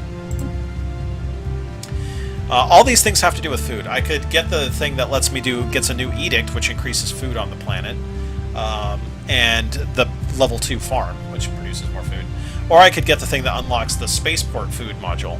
I kind of like genome mapping. It'll give me the global food bonus without building anything new, because I'm tight on minerals right now. Plus, it'll increase my leader lifespans, which I like. Is that a spot for a third ethic? It kind of looks like it. Well, technically, remember, you can have third ethics, because you can have up to 3. Remember, because you can have 1 point in 3. You can have the level 1 ethic of 3 different ethics. Ancient precursor civilizations in the vicinity of this gas giant. Well, I like ancient precursor civilizations. Oh, right, I have colony ships now. Build one. So we've got 2 options here, interestingly enough. These are the kinds of populations I can fill my colony ship with. What are the difference between these ones? These guys are my original fanatic xenophile pacifists, but already... God, no. But already, you can see that somewhere on my planet... Who is it? Is it you? Is it you? Which one of you is it? One of you bastards is no longer a fanatic xenophile. Maybe it's you. Yeah, this guy. This guy's not a fanatic xenophile, this growing one. What a jerk. Because of ethics drift. So, if I wanted to, for whatever reason, I could put his type, his kind, on the colony ship, but we're gonna fucking love aliens. So we're gonna put our founders onto that colony ship. And we're gonna send them off to colonize that cool world we found on Camp 3. We've recovered artifacts from that ancient precursor civilization. They called themselves the Eurasian Concordat. They were an interstellar power that held sway over this region of the galaxy a little over 1 million years ago. There were 6 limbed mammalians, and there are several references to some sort of plague called the Javorian Pox, which swept across their empire with devastating results, possibly leading to their extinction. Situation log updated. And this has given us a new quest. We've recovered artifacts from their civilization. If we find enough relics from their civilization, it may be possible to pinpoint the location of their home system, and then we can check out their home system, which doubtless has all sorts of cool things on it. But for now, we have not found enough stuff to pinpoint that, so we'll just have our science ship keep looking. And you can see my little outliner here. My home planet spaceport is building that colony ship. Hey, we finished that mineral research. Next, we could get robots. Robots are buildable pops, so you spend resources to build a population, and they are really good at mining minerals and not much else. They don't really do anything else. And what else? They don't care about habitability. They can go anywhere. And they're just little robot slaves you can build. Rivets. That's a good point. That's a good point, Zabram. Defense platforms are deep space platforms that you can build that have weapons on them that you can use to defend key sites. I think I'll just go for level 2 missiles. Ooh, habitable world. Here in Ramon. It is a tropical world. Perfect. Ooh, Betharian stone here. So go forth, my constructor ship, and fetch me that Betharian stone, so I can build another ultra power plant.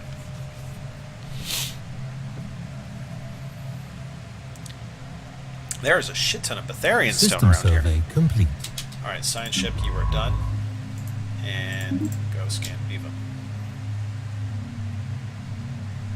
And I will be building how many mining stations here? 1, 2, and I believe your promise was what?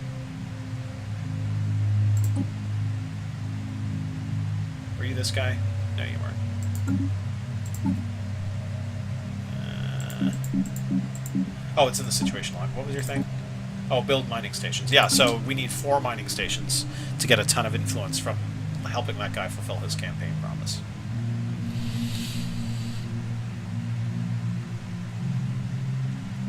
Colony ship almost done. Construction complete. There it is. We'll send it off to colonize Cam 3. Now I have to pick a spot to put the initial capital down. The capital building increases the output of food, minerals, and energy. Does not increase the output of research. So you want to put it near food, minerals, and energy. This is close enough. We're going to put it there. So yeah, that also means you generally don't want to place it on the edge unless you have no choice. Okay, so you have... Okay, build more mining stations, please.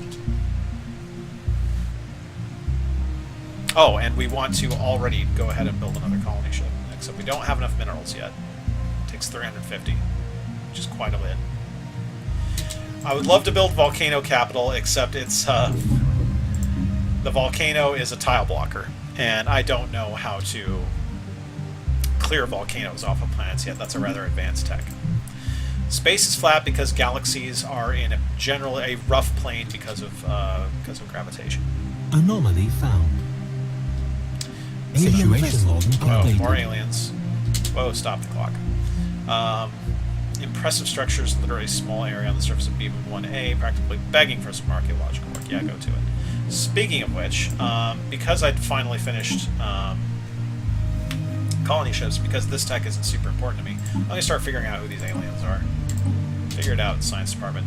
So while that happens, my research on this is put on hold while I figure out who these aliens are using my scientists. The first dumpy colony. Our colony ship has found a rare patch of open ground in the jungles and made planetful mining sites surrounded by lush vegetation. Sentry drones have been deployed to guard against predators. Ship has been permanently converted to the administrative headquarters of the new settlement, and its reactor core is in the process of being removed, so that may serve as the colony's temporary power source. No, Wodar, it's within a galaxy right now. That'll probably be a DLC, though, I have to imagine. Paradox always does a great job supporting with DLC. Hundreds of small tents and prefab shelters have sprung up, blah, blah, blah. We have this colony. Glory, glory. However, right now, it's not doing anything because we're still setting it up, and it costs a ton of energy to maintain it before it becomes self-reliant, which happens in about a year. So right now we can't do anything with it because it's still setting up. However, as predicted, it did increase our borders. New colonies have less border influence, so as it grows over time, it will expand my borders, and I believe it will eventually include Roglia. I will name this system the Wodar system. Actually, I'll name this planet Wodar.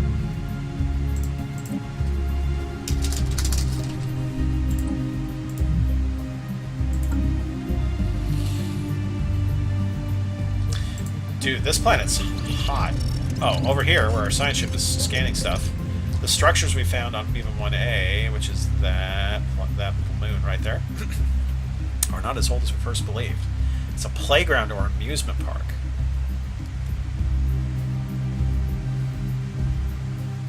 Interesting. To us dumpies, it looks mostly like a place where you take your young and let them amuse themselves.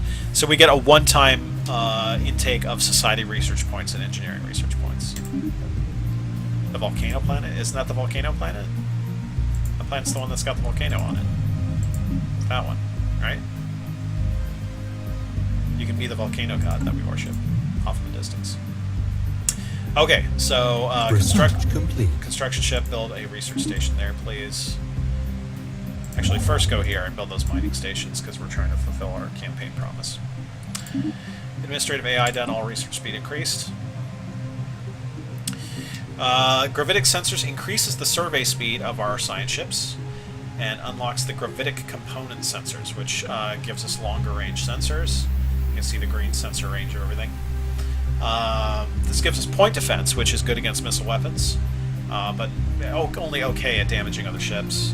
And fusion power, which overall increases the power that our ship's power plants output, which lets us put fewer power plants on and more weapons, more shields, more everything. But right now I care about survey speed. Special project complete. Okay, so we have finished researching the Alpha aliens. The entities encountered by fleets some time ago are new wondrous forms of spaceborne life. We call them space amoebas. We should leave and remotely monitor the creature and its kin for study. Okay. Situation log updated. Anomaly found. Oh my gosh, everything happening at once. Atmospheric readings from BVM 5 do not match simulated projections. Okay, we'll figure out what's going on with that. Well, I figure out what's going on with space aliens. Yeah, I'm going to task the science department with figuring out what's going on with space amoebas. Do that. And that will, again, stall my research on everything else for 90 days. Because they're working on space amoebas. Meanwhile, a science ship is wondering what the hell's going on with these atmospheric projections here. Immense ragged planes of shadow drift across its face. They're not clouds, but sheets of organic material drifting through the upper layers of the atmosphere, hinged to allow for articulation. He's not sure what they're about, but that gives us 6 societal research on that planet, which we can exploit later. Special project complete. Once our construction ship is less busy. The space amoebas are solitary animals when left to their own devices. All but the youngest are accompanied by quasi-independent organisms, dropped flagella, seemingly spawned by the amoeba and programmed through liquid RNA-laced secretions, blah, blah, blah, blah, blah. There are potential military applications, the graceful patterns of circulation apparent in their movement.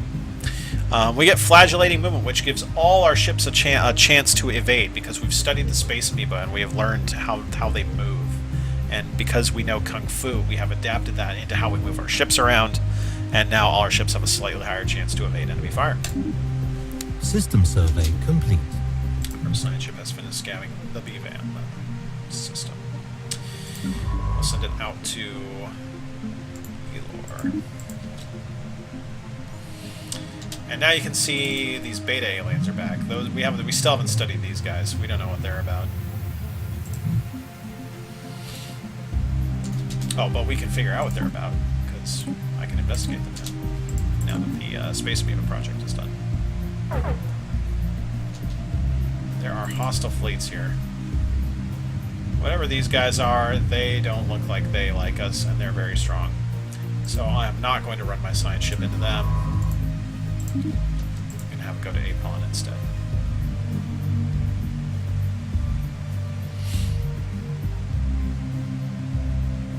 Colony established. Research complete. Finish counter-researching cool missiles. I'm going to go here because it lets us upgrade our actual mining income by building the level 2 mining network.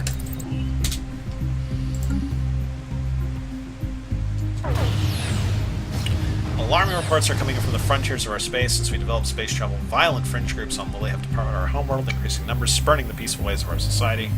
They call themselves the Steel Claws, and they've converted civilians into civilian vessels into warships. They're pirates. In fact, our science ship has found their lair. These jerks. Another guy named Rekazir. Okay, so science ship bailout. Don't fight the pirates. Oh, Wodar has finished. Our colony is now good to go, which means we can build stuff on it right now.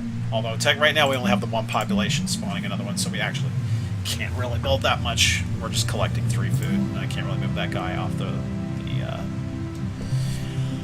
home tile. So I need to deal with these pirates, which I will do forthwith. Actually, I need to do more stuff because, as you can see, Lily has spawned a couple of pops while we were doing other stuff. I'm going to move this guy here.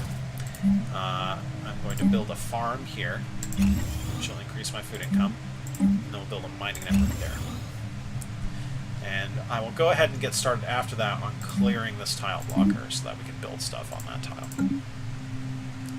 So I've got a bunch of orders queued up there.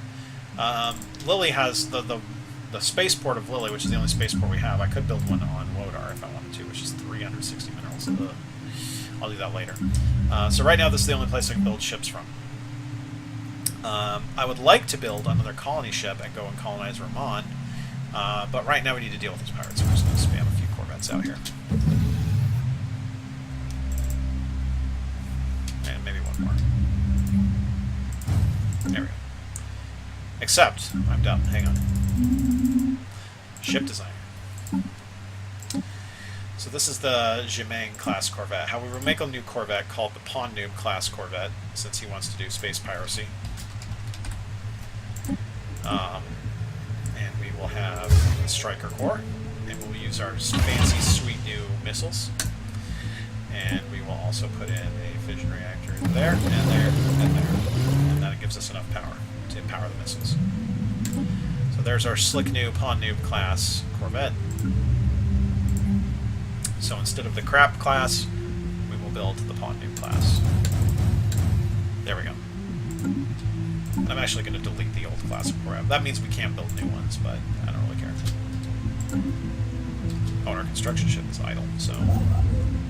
Oh, and I have another Betharian stone now. I have 2 more Betharian stone now. Hot damn. So here on the surface of Lily, after we finish building that farm and whatnot, we're going to replace this with Betharian... Oh, we don't have minerals. Come back to that later. Situation log updated. More weird aliens. Construction ship, you need to go... Oh, right! The primitives.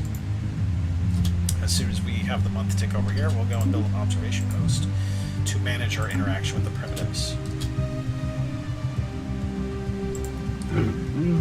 We have found another Special space project avatar. complete. Station under attack. Hostile fleet detected. Space maybe our hanging egg. Okay, we found another aliens we have investigated. The Gamma aliens researched us before we researched them. That's these guys, the Valon Republic. We'll talk about them in a minute. But we found space whales. They don't do anything. They just move around. They're harmless. So they have declared someone that we haven't found yet their rivals. So they are the space llamas. They are honor-bound warriors, which means they like to fight worthy foes, no matter who they are. They don't like us because we're pacifists.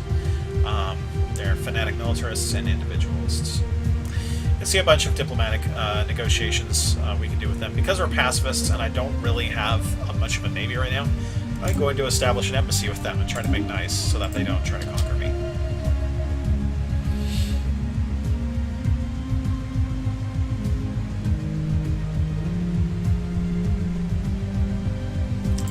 So you can see our ship now, our Lily is building, the Lily spaceport is building our new Pawn Noob class corvettes. Station under attack. What?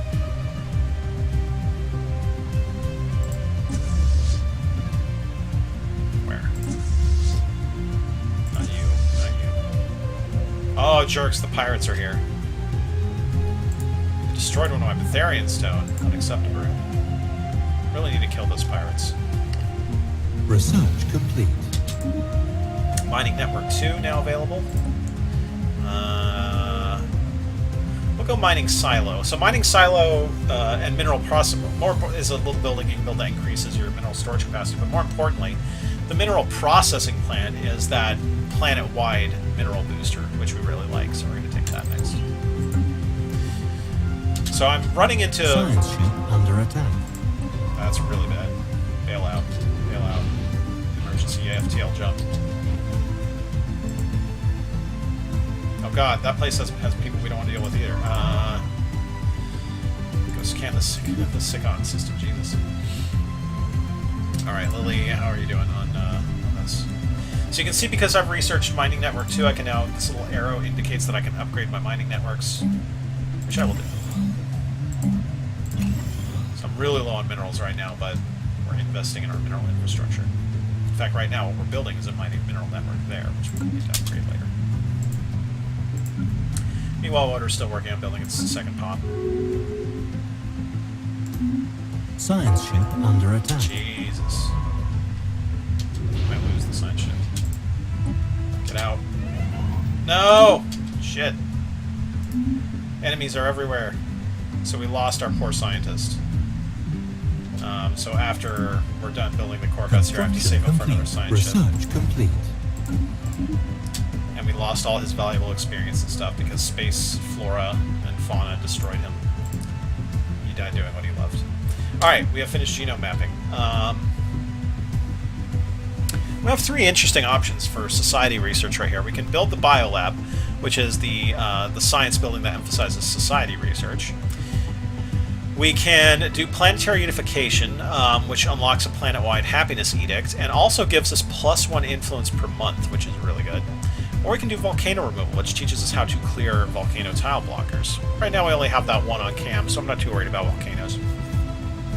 I'm going to take this because 1 monthly influence is legit. Lily has finished its construction queue of its corvettes. I'm going to, with all my tons of influence I have right now, hire an admiral. We'll go with Admiral Let's go with Admiral Zidlor. He's only 38 and he lives a long time. Admiral Zidlor. You know what I want you to do, Admiral Zidlor. Find those pirates. We're here, right? Yeah. Come on down, Admiral Zidlor.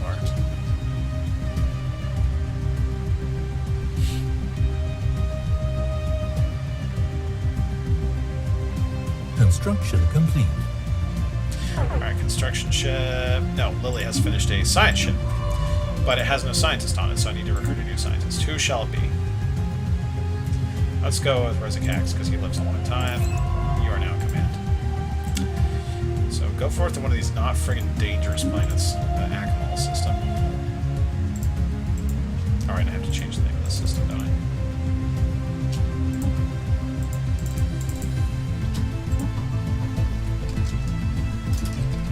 There.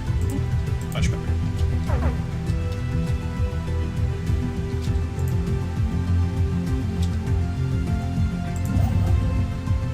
No, what are you doing here? Jesus Christ. Okay, construction ship, for fuck's sake.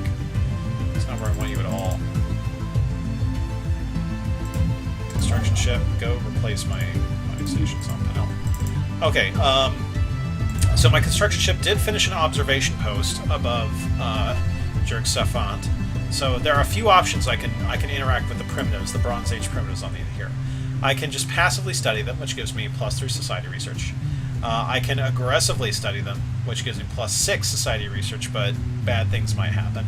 And also, I can't do it because I need to have that law. Right now I have only passive study allowed.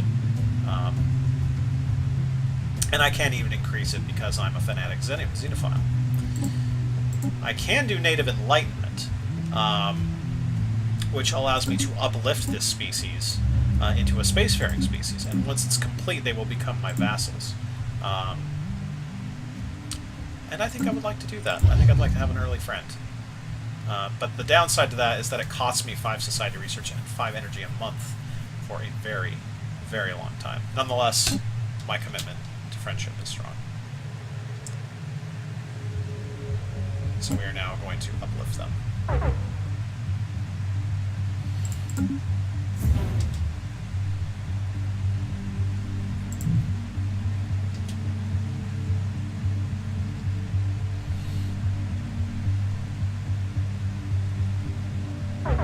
Freaking pirates.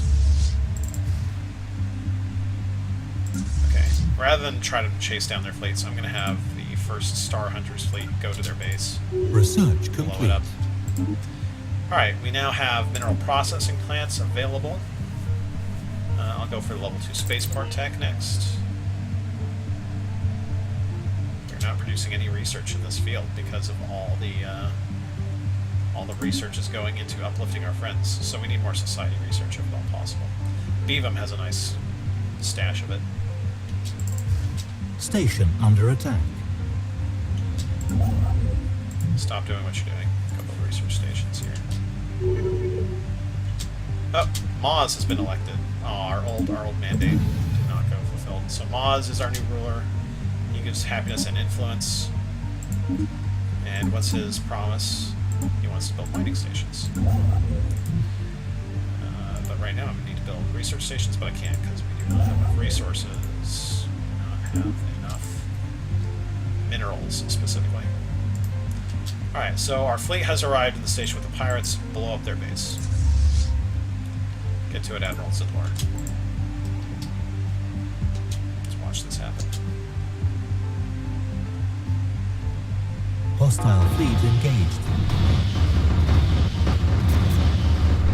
I can kind of see if I want to how this fight is going. I might actually lose a corvette to this. Evading hostile fleet. Yeah, it looks like we'll probably lose a corvette. Situation log updated. But that is the end of that. Pirates dead, or at least their station is. And I don't see any other pirates currently sitting around. Let's send the Star Hunters out and see if they can... Oh, there's a problem right there. Free pirates. The science ship had to run from the pirates. Go scan Shawl. And I think I'm going to save up right now for a new colony ship. Hi, William. What's going on here? Oh, 8 aliens, right? Because I'm not producing any research in society, it doesn't really cost me anything to investigate aliens right now. Because all it does is stall my research for half a year, and my research is 0 right now, so we'll just hang out. But I just got enough for a new colony ship, so let's go to Lily, and let's build another colony ship. Hostile fleet engaged. What's happening here? Oh, our Star Hunters have engaged something, but it shot at us, so we're shooting it. Situation log updated. We don't know what that is. Oh, but it attacked us, so we blew it up. But Sikon is now safe. We'll send the Star Hunters to Azala. So if I recall, the aliens here are actually a little bit beyond our ability to deal with right now. So, interestingly, when we killed whatever it was in Sikon, it left something. It left debris. And we can send our science ship there to analyze this debris if we want, and learn its secrets. Which I believe I will do. Alright, what's the enemy in here? We got... Again... Looks like they're going to come at us, whatever they are. The population of Vodar are currently witnessing a spectacular sight. A comet passing through Vodar's asteroid belt, and the effect is being described as breathtaking, increasing happiness for a little while. Our construction ship is idle. Go to camp, build mining stations, please. I want the Therian stone. System survey complete. Special project complete. What special project did I complete? I don't even know. I don't even know which one I did. One of these? No. Oh, habitable world. I got one of the habitable worlds, apparently. Alright, so science. Come back to, was it Sikon? Where was it? Oh, Apon is the pirate debris. Yeah, come back and investigate the debris from these mysterious aliens that I haven't researched yet.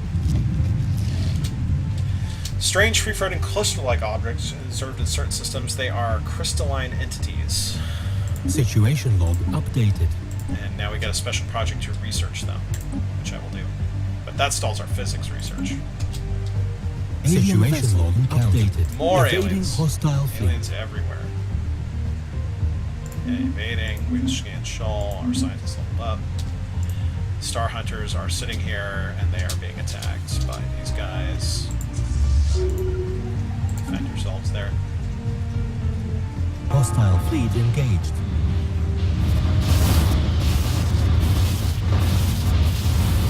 Special project complete. Interesting. The crystalline entities, the name itself, that are most definitely alive.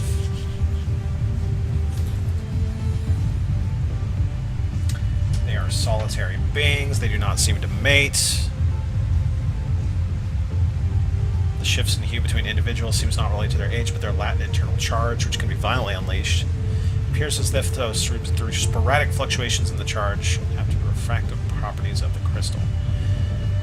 So we could get, because we are xenophiles and pacifists, and we studied them instead of blowing them up, we could get a permanent plus 10% science modifier to our physics research.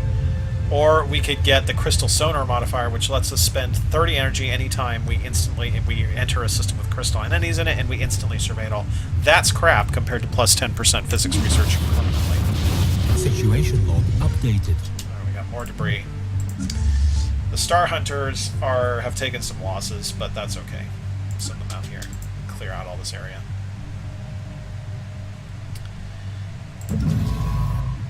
Before I send the science ship back to scan the debris, I'm going to have it scan these systems to see if there's anything valuable there. The reason I want to do that is because this is right next to the research. Survey speed increased. Ooh. A rare tech, specifically the observatory. The observatory is a space station module which increases technology on the planet below and increases the sensor range. That's really good. We like that. Take it. But our physics scientists, sadly,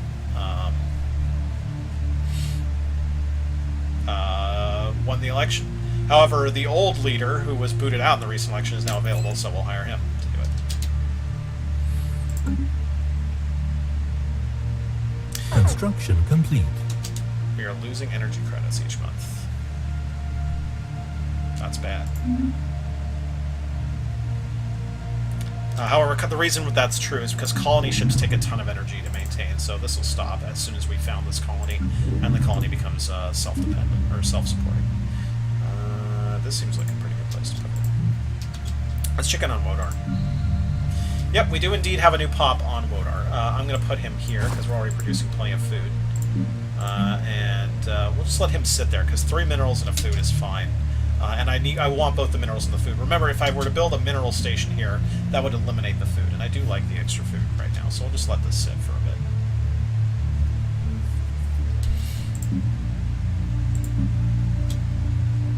However, I'm going to put this guy here. Hostile fleet detected. Go ahead and build a power plant here.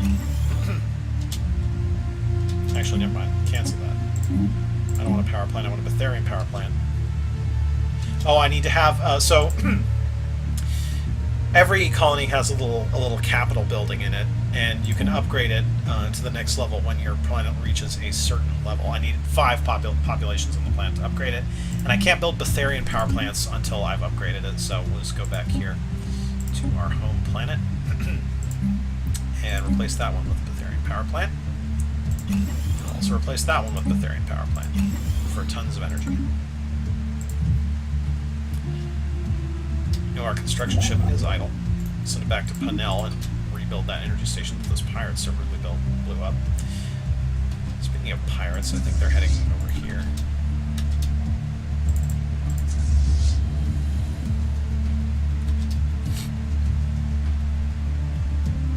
Hostile fleet engaged. Indeed they are. Kill them. Get to it, Admiral Zidlor.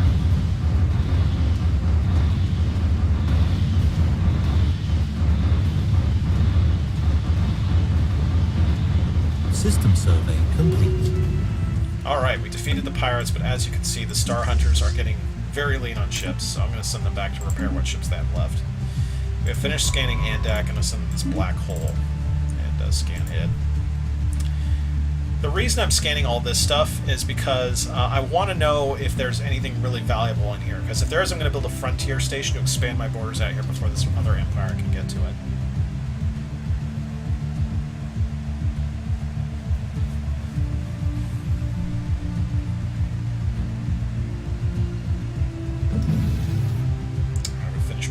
So construction ship, go ahead and head over to Andak. System survey complete. Oh yeah, there's a lot of science there. Okay, so yeah, construction ship, you are going to build a frontier station right here to crank our borders out. Science ship, go and scan that black hole. We are now colonizing Zrichi, which is this the planet on Ramon, which I will rename to something else. We will name it Dupless, the great planet Dupless. Here in the Ramon system. Let's see, this debris is still available for a few years, so no problems there. We're still producing no society output, so I'll go ahead and figure out who these last aliens are that I haven't figured out. Oh, I know there are 2 aliens that I don't know who they are yet. My fleet is repairing. It's just finished repairing, more or less. Yep. And I'm sitting on some spare minerals, so I'll go ahead and have the Lily spaceport rebuild that fleet. 5 more corvettes. Currently I only have 2 left. Construction ship. System survey complete. Now working on Research building that complete. frontier outpost. Finish some research there. We'll send our science ship to survey the Akmal system. We can now upgrade our spaceports. When you upgrade your spaceports, you get increased naval capacity too, which is one of the things I forgot to mention about spaceports. Ooh, space torpedoes. Autocannon as well. We could research destroyers, which would let us build the Tier 2 ship, which is destroyers. I think I want to do that. Yes. Let's check in with our primitive friends. Construction Over on, complete. where was it? Which system was it? Was it Froglia? Yeah, it was Froglia. How we doing here? We have 8 progress out of 100. We're making less than 1 per month right now, so it's a slow going, because they're in the Bronze Age, so it takes a long time to uplift them. Let's check in with our project complete. buddies. Colony Oh, established. hang on. Reports of deep space drones in certain systems have been investigated. The drones appear to be the workers and custodians of oh, these were the aliens. Autonomous drones. They seem to lack any diplomatic comms protocol, and they're just hostile if they come to us. All right, Situation so log we updated. can research them if we want, which I will do.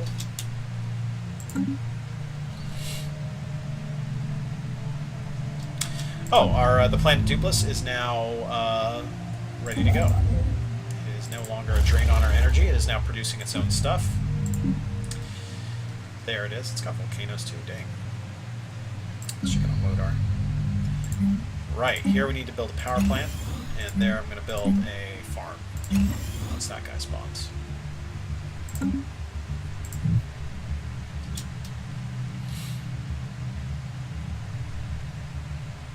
So you notice that I'm controlling all of my planets directly right now. I'm managing where the pops go, what buildings get built, all of that stuff. What law student analogy did I make? I don't even remember. It's just part of my brain. Because of my government type, I can control 5 planets directly. More than that, and I start taking huge penalties to energy credits. What do you do when you control more than 5 planets? Well, we'll find out, won't we? We will find out. System survey complete. Anomaly found. Our new scientist, Rezikax, has found an ancient orbital shipyard drifting in silence above somewhere in Akmal. Akmal 7. It has suffered significant battle damage. Entire sections of the facility are missing. Well, go study the shit out of it. What do I pay you for? Jesus.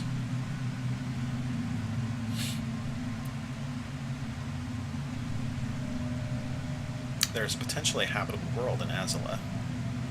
So we want to go check that out next with our science ship, since we cleared up all the mess. I forget there were what kind of enemies there were there, but there was some kind of enemies there that we cleared out. Special project complete. When not posturing with their mining lasers aimed at dumpy ships, the drones appear steadfast and dumbly hardworking, hacking away at mineral poor asteroids for want of something better to do. It was more interesting that the drones are not completely silent, contrary to earlier assumptions. They emit signal pings, though extremely infrequently, and at a wavelength hard to isolate from background noise. If anyone's left to receive these pings, it may be a mystery for another time. So I get the droning optimizations edict, or I get a list of mineral-rich planetoids in the area. I will get the droning optimizations edict, and I will check out what that is, actually. Plus 15 minerals, minus 5% energy credits and costs of resource per month to maintain. That's interesting to have, but I will leave it alone for now. That's a good option to have, though.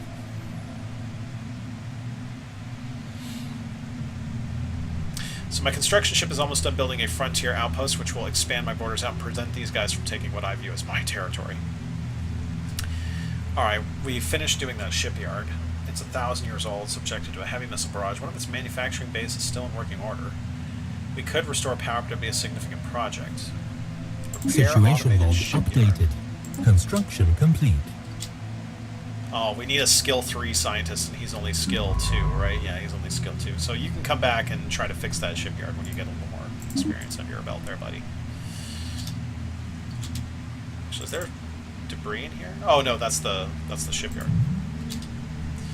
These little exclams usually mean there's something for your scientists to do in there. Aha! So we have finished our frontier outpost.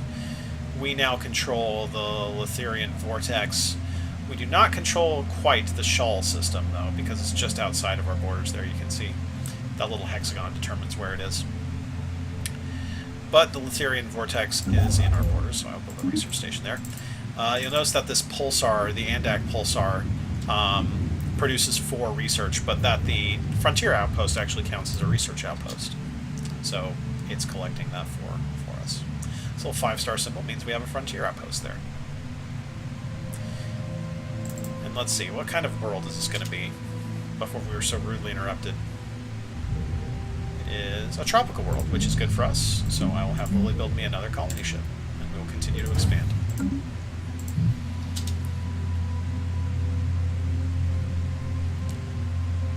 Construction complete. Finished building Wodar, finished its surface construction queue. So I now have a power plant there and a farm there. The farm is not building anything yet because this pop has not quite yet spawned. Let's check out the surface of our homeworld. We have an upgradable mining network, so let's do that. We can build a power plant here. I think we can build Betharian, can't we? No, we can't. We're out of Betharian stone. But we're also out of minerals, so we can't build anything there right now.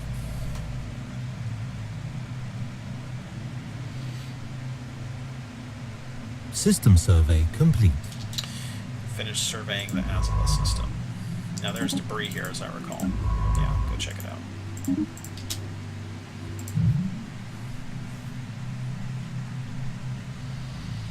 So at this point, you've experienced most of the systems in the game. We haven't talked about sectors yet, which is what happens when you get up above your planet cap. We haven't done a lot of diplomacy. We haven't done a lot of war, obviously. But we'll get into that. Anything else for my construction ship to do? Yes, we can build research stations in the Frogwheel system.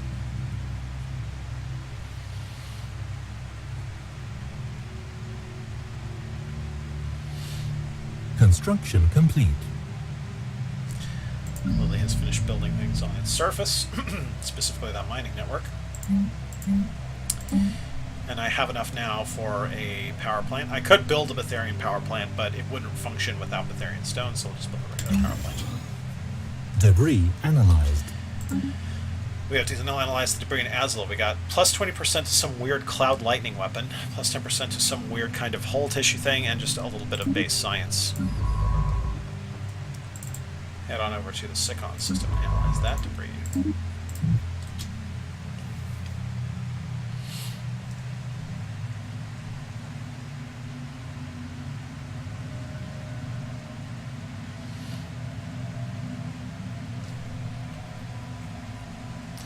So we're going to want to be starting to search these lower planets before too long, because our borders are going to expand once we colonize Azula. Construction complete. So we can expand downward.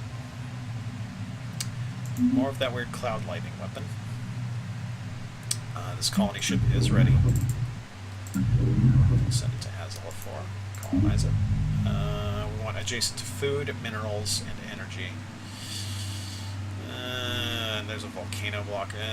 Not a lot of good options here. Let's stick it there.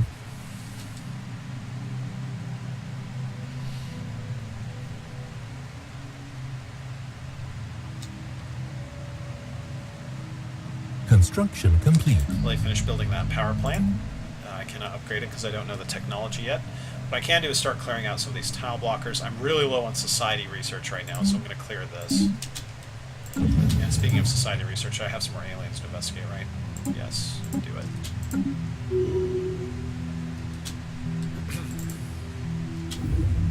Finish finish building the physics research station there. Research complete. Debris We analyzed. finish building observatories on our spaceports. Next, we can increase how fast our colonies finish. We've got that cloud lightning weapon. We can get power hubs going, which is probably what I'm going to do, because even though this is a rare technology, it will remain available because I've already got progress on it. Or just basic shields. I think I'll go for the power hubs. We need power hubs, we need more power. We got a new Prime Minister, potentially. I don't really care who wins. These people are all fine.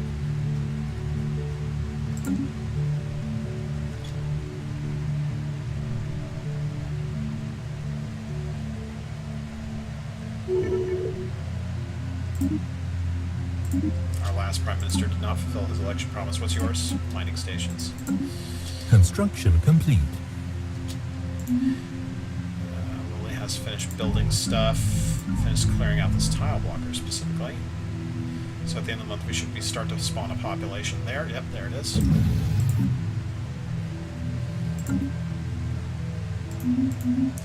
Construction ship has finished building the research stations in Froglia. Build research stations in Vivan. That will give us a lot of society research, which we badly need, as you can see. Because where is all of our society research going to? It's going to uplifting our friends in Froglia. Orange stuff and science ship. Scan it up. Special project complete. That's amazing, Zabranth. Investigation of a peculiar cluster of debris in space dust has yielded surprising results. It's a particulate cloud bursting with a powerful charge of unknown origin. There's no business exhibiting simple reflexive actions, level 1 movements with purpose. There's a live, it's a void clouds, sapient life, or sentient life. Situation log Let's updated. figure out what it's about, please. You can see my colony in Azula is now founded. It is growing. This will be the Zabranth. Planet Zabranth.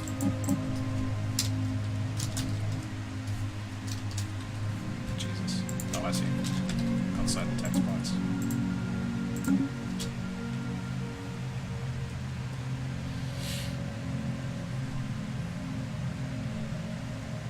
Special project complete.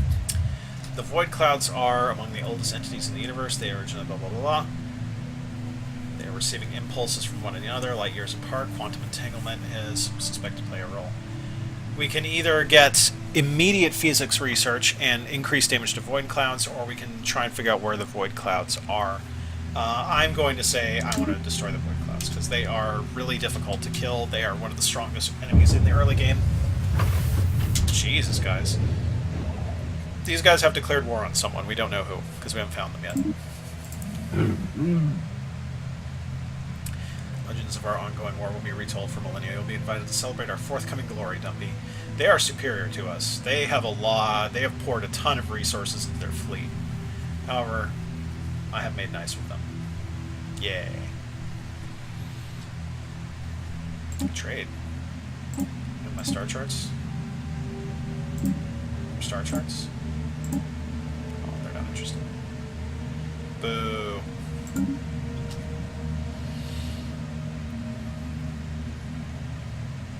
A lot of stuff in the Sikon system. Oh, we finished finding habitable worlds. Our biologists have collected a vast amount of data on alien life forms, blah, blah, blah. We get an immediate set of energy credits from people flocking to see all our discoveries, and some immediate society research. Which is nice, because our society research hasn't gone anywhere in a long time. Oh! One of our leaders won. However, Maz is back available. Our scientists are just kind of rotating in as the Prime Minister.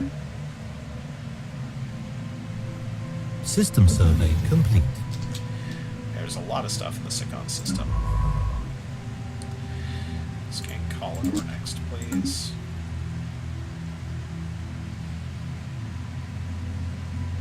Research complete. Just researching energy hubs, which are good. Lasers, kind of weapon, physics lab, the physics science building, sentinel point defense. I want the cool little lightning weapon, please.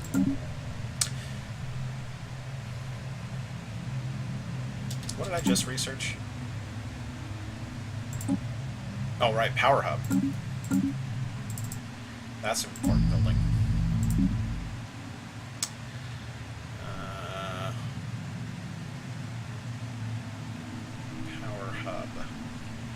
much food? 4.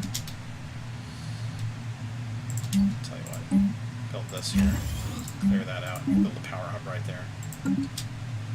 Because we will have enough food on there after that.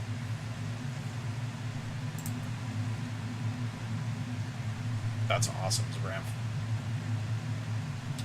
I like it. Yeah, pass me the file. Established. Okay, so Planet Zabramf is now ready to go. That's awesome.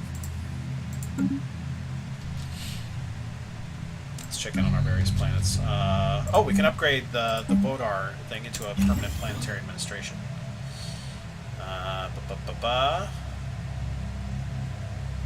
That's good, that's good. We'll build a science lab here, which will collect that physics research and give me one of each, one society and one engineering research as well. Over on planet Dupless, we've got this guy collecting minerals and 2 food. And we've got, thanks Abraham, I'll download that in a second. And we've got the other population growing there, and on Zabramf we just started, so it'll be a while before we're ready to do anything.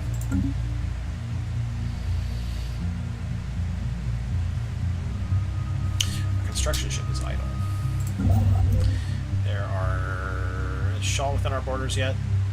Borders tend to grow very slowly over time. Yes, it is. So go ahead and build mining stations there. System survey complete. Construction Scanning complete. Collidor. Scan north here next. When I finish building, it's surface construction queue. So... Right, we cleared that out. I'm going to put this guy here for now. And I'm going to build, for when he's ready, a power hub. Power hubs actually cost influence to build. But again, they get plus 10% to your energy planet-wide. And I will not be able to get the food out of that. Yes, I know. Clear out those slums next because I want to crank up that power production. Borders don't expand around Frontier Outpost. That's weird because this wasn't in my borders when I built the Frontier Outpost.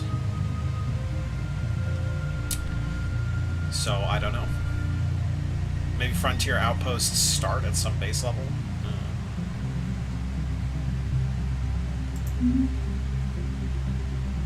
You don't need any more fleet. Need more ships. More ships, please. Actually, let's upgrade this. Long-term investment? No long-term investment. I just want more ships. Ships. Anomaly found. Class 12 asteroid orbits is with small planetoids orbit is far too stable for its presence to be a natural occurrence. Research intent. Also, are you level 3 yet? You are, so you can come back and work on that space yard after this. At that spaceport.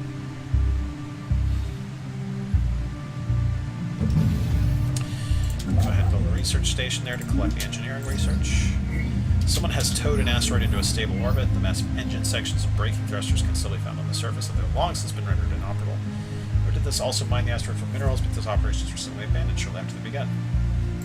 Permanent 3 engineering on that asteroid. Construction complete. Lily has finished its surface construction queue. Yep, System survey complete. As soon as that guy starts rolling, we should see a nice spike in our energy output. We have finished scanning the Rothier system. Now, where was that weird spaceport thing? There it is. It is in... right there. Which is in the Aklon system. Got it. Go forth and fix that long-defunct space yard. We have received a communique from a previously unknown spacefaring empire that called themselves the Brigand Polity. They researched us. They claim to have learned, believe our existence by listening on the communications of another empire we're in contact with. That has a random small chance to happen. So they already knew about the Valon Republic somehow. Interesting. Hey, they're space cockatoos. I'm delighted to offer you cordial greetings from the Brigand Polity, who have built this peaceful system of government. Oh, we like those. That operates under the supervision of a council led by Coordinator Honchak. They are great species, know nothing but peace. We like that a lot. We greet you as equals, Star Travelers. News that we have encountered intelligent alien life for the first time is spreading like alien wildfire. Our citizens are fascinated. Media is full of reported speculations. This is a momentous occasion. I don't know why they didn't do that when we found out about the Valiant Republic, to be honest with you. Oh, we finished the influence technology finally. Alright, so we could get Engos. We could look for the Engos strategic resource, just like Betharian Stone is a strategic resource. Engos Vapor is a strategic resource. It's good for food, and it's good for, I believe, energy weapon damage. Like, you can build a module onto spaceports that, if you have Engos, gives any ship built there increased energy damage, which is really nice. Regenerative hull tissue is another thing we can do because we've studied debris. It's a decent little defensive item you can place on your ships, but what I really want is this right here. This right here. Galactic Ambitions. That expands our borders big time. Construction complete. Alright, Star Hunters, we have some more corvettes now. We can build 5 more corvettes if we want. We'll go ahead and do that. Construction complete. Wodar has finished its surface construction queue. Alright, we are low on minerals, so we need more mineral income, so I'm going to build a mining network right there, because we're collecting plenty of food now. I got 5 food. We're on Dupless. Got people making food, that's great. No runs of Bramf. We're about to finish this population. Awesome.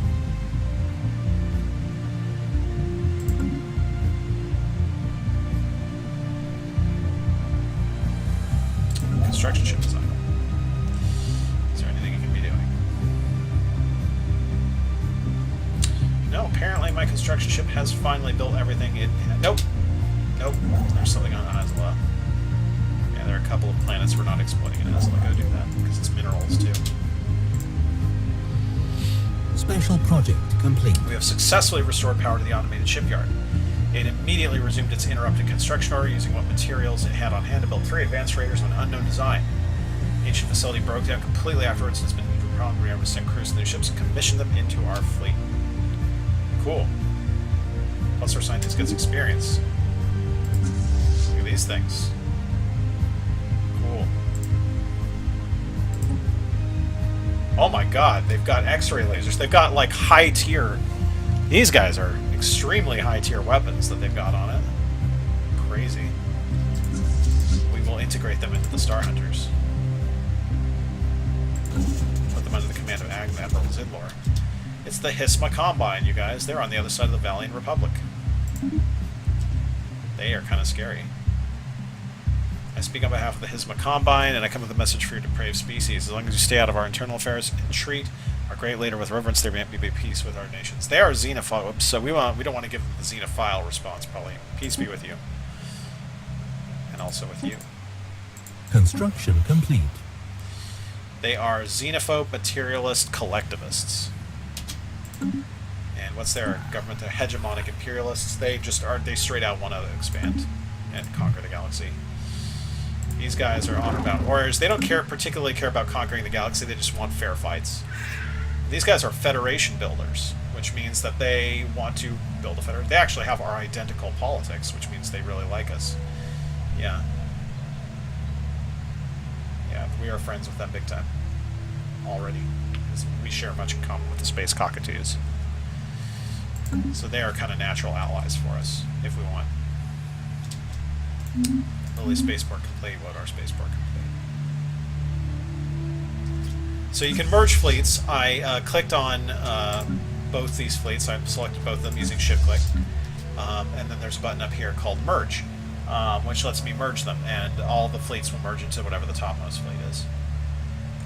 You can also stop the fleet, return the fleet, your usual strategy things. You can split the fleet roughly in half, create a new fleet using ships in the current fleet, set its stances for various stuff. Oh my gosh, we're finding all the aliens. Where are you guys now? You guys are down there. Oh my god, where am I? Oh, there I am. They are here, on the other side of the Brugan Polity. I've been authorized to bring you greetings as long as you stay out of our internal affairs and treat our great leader, Empress Spraggerum, with reverence. Peace be with you. What are you guys about? They are pacifist and fanatic spiritualists. And the Gorothi Imperium now, who look like Cthulhu's. Peace be with you. Wow, you guys are far away. They are fanatic, xenophobe spiritualists. Research complete. Meanwhile, we have finished researching destroyers. We can get level 1 armor, which is a defensive component for ships. We can get mass drivers, which is the level 1 projectile thing. Or we can look for another strategic resource, specifically Teldark crystals, which are good for projectile weapons. We will look for that because we want to know where strategic resources are. But, more importantly, we have destroyers now. No, screw you, auto-generated destroyer. I want to build my own. Okay, you don't have anything beyond... Yeah, okay. Oh, large. Go large or go home, you know what I'm saying? Go 2 smalls. And I always have still our missiles, so missiles everywhere. And the only... I don't have defenses yet, so just power, power. And we will call this... Who's in chat? This will be the Archer class destroyer. Actually, Archer, what are the numbers after your name? 4499. The benefits of being alphabetically first. However, I'm over my fleet cap, so I'm suffering a penalty to my maintenance. One way I can fix that is by building more spaceports, and Wodar needs a spaceport anyway, so it's also a lot of buildings to upgrade on the surface there. So at the end of the month, we'll go ahead and build a spaceport here above the Wodar, planet Wodar. There it is. Missile weapons are the only weapons I know how to use, so that's the only thing I can outfit my spaceport with. Science ship is idle. You don't ever want that. Go scan that.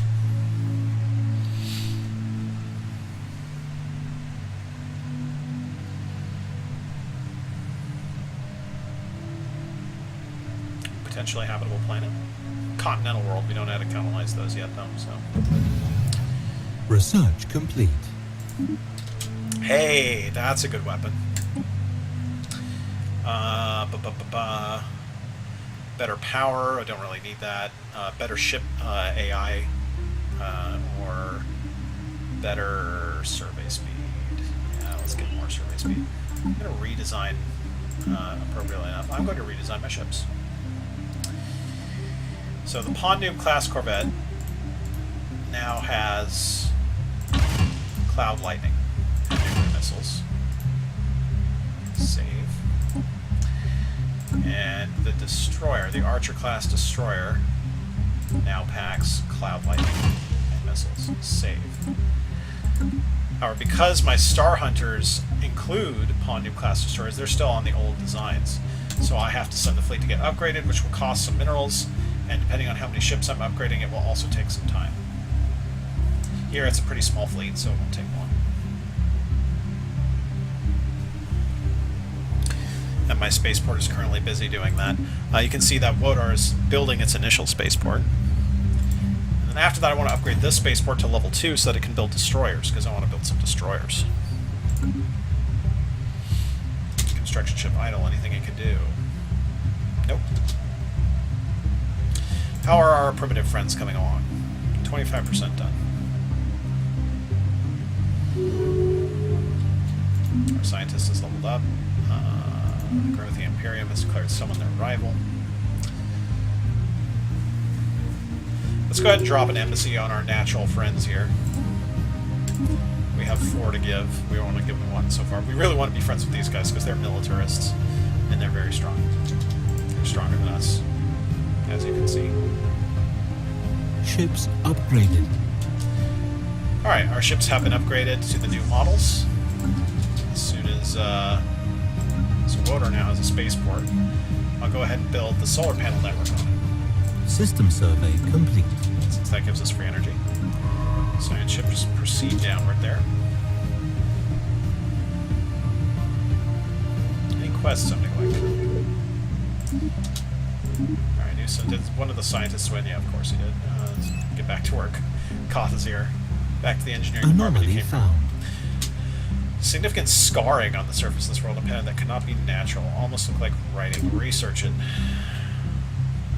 What was I talking about? Right, it's anything in the quests. Alright, these things. Where are these things?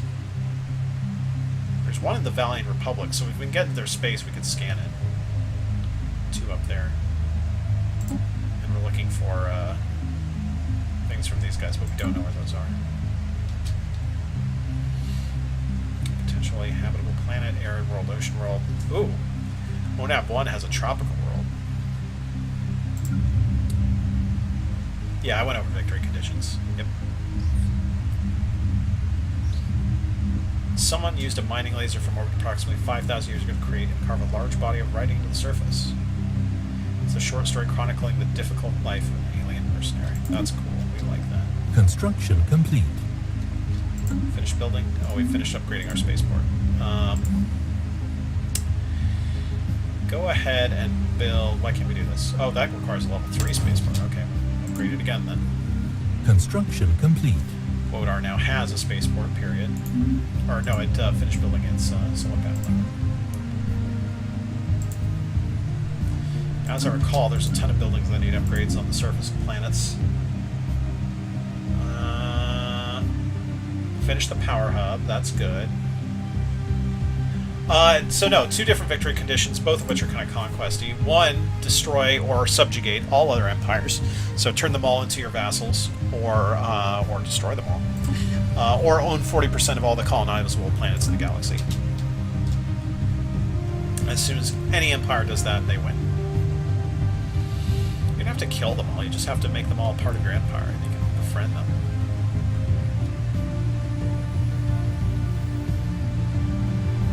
Anomaly found. Ancient orbital shipyard, another one. Man, someone was building shipyards all over the place here. Wodar has a bunch of stuff that needs upgrades. You could build a level 2 or a level 1 power plant. What's our food look like? Plenty of food. Go for mining network 2 and physics. Or no, we want a physics lab there, not an engineering lab. So we'll wait on that.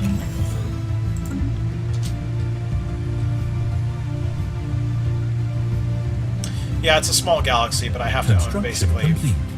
From here to like there, everything in that little arc to win. We have that done. Research complete. Finish finding Teldar. Let's go for ion thrusters. I don't really want robots. And is there any Teldar ammunition around? No, there is not.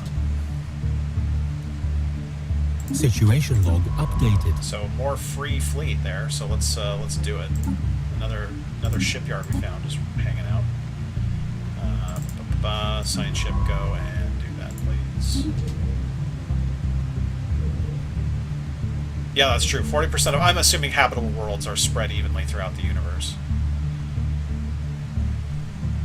Which may or may not be true, of course. Lily has finished building its new spaceport. Oh, and it also spawned a new pop, so let's build a power plant there.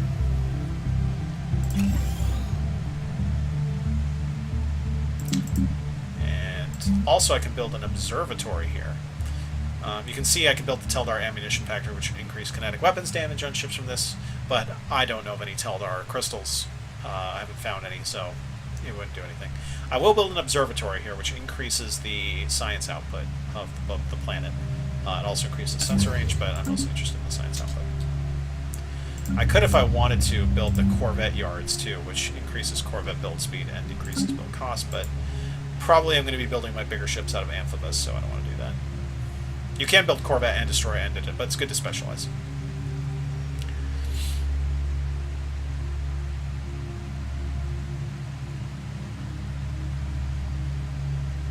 Special project complete. We cranked out some more of these advanced design things. Let me see, are they the same? Yeah, the same. X-ray lasers, holy shit. That's a high-tier laser weapon. We won't get to that ourselves for a long time. We'll merge those fleets. I'm showing you guys to go, don't go through the dangerous system, please. Yeah. Oh, there, then there. Construction complete. Construction complete. Really finished its spaceport queue and its surface queue. We're out of room, so we want to clear out some of these. And then we'll build the science lab there. We're on Wodar. We can upgrade that. Right, we're waiting to upgrade that. We can build another science lab here. And we're waiting Dupless. We can can turn this into a planetary administration, and then we're out of minerals. Zabranth. Yeah, we don't need minerals. We'll have to build too much more stuff here. Pull you down. Build a power plant. Incoming transmission. The Hisma Combine right here wants to trade us star charts for star charts. We'll agree. So we can see what they've explained. God. Oh no, wait, no. It was these guys. That's why. So we can see some of the stuff they can see, and they can see what we can see.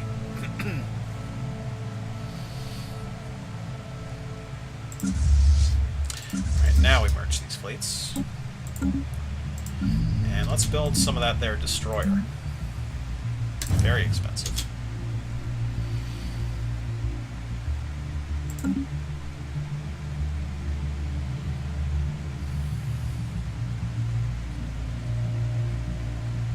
Construction complete. Why are you idle, science ship? Oh. Never ordered you to start again after all that. Zabranth has finished its surface construction queue,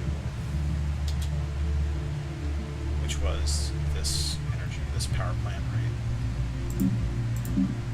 Construction It could complete. use some more farms. Let's build it a farm or two. Use our food output there. Pull you down there so we collect that minerals. Research complete. Finished our new kind of sublight speed drive. I don't really care about it though. Level 4 spaceport, which would give us destroyer assembly yards, which would be nice. But I think I want space torpedoes. Torpedoes are very interesting because they go straight through shields, but they're very slow. So if you have any point defenses, they're basically useless, but they're a very powerful potential weapon. Let's just get level 1 projectile weapons out of the way. Why not?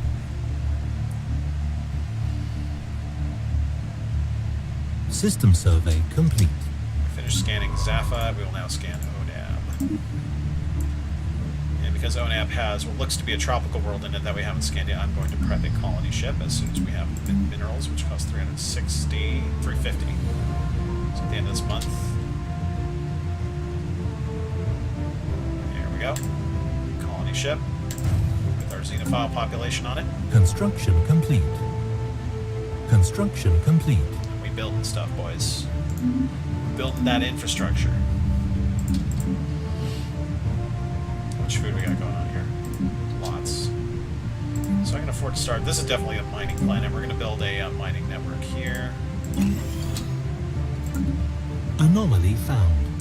Atmospheric readings are now matched to projections.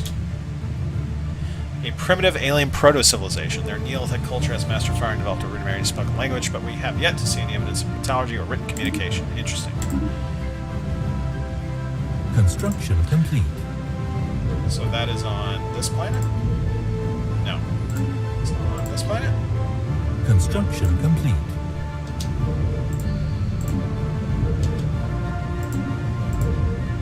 What planet is it on? This planet. No. I guess we'll find out later. More weird shadow things.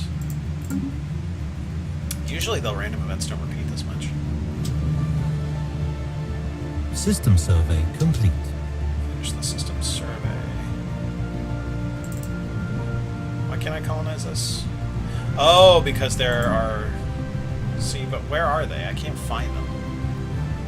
Usually the Stone Age population are represented as on here, but I guess not. So I cannot colonize that world because it's got primitives on it, unfortunately. And we have a non-interference policy, which is... wherever it is. It's one of these. But we can't... long story short, we have the Prime Directive, because we're xenophiles and pacifists, so... we can't just plop ourselves down next to some caveman and go, what's up, we're from space. Research complete. Subspace sensors, we scan faster. We want Physics Lab 1, if you recall, because I remember we wanted that building to build somewhere, but satramine gas is really nice. No, I found pops in earlier ages than that, but whatever, it's not important. Physics Lab. Construction complete. Building that infrastructure. You're migrating already. What a jerk. That just finished. Let's build a power plant. Are we going to build enough energy here to justify a power hub? Probably not. Let's just build a power plant.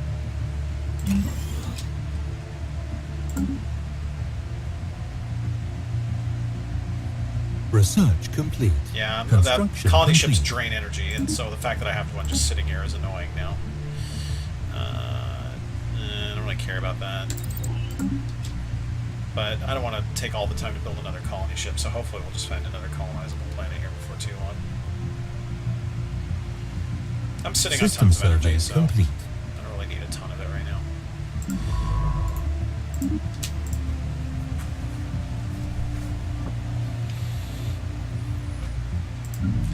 Let's get another destroyer out.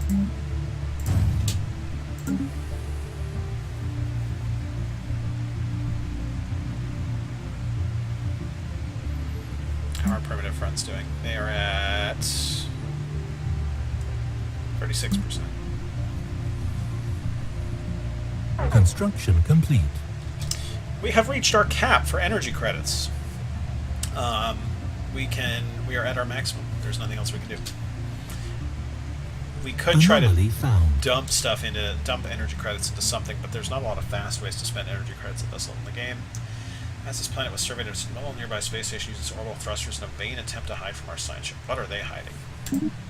Don't know. Let's find out. Construction complete. Finish that destroyer. Go ahead and build one more corvette. We'll be at our fleet cap. We can go and fight the really nasty baddies that were around here somewhere. Right, the Elor system. With wildcat miners from our home planet have already established an unauthorized mining operation. Miners have been taken into custody and received control of their illegal station. Which is nice. Construction complete. There's a mining station auto-built around here, except it's way outside our borders, so we're not collecting that income. Research complete. We can now build physics labs. Self-aware logic is nice, so it lets us draw one more... That's a good point, Zabram. It lets us draw one more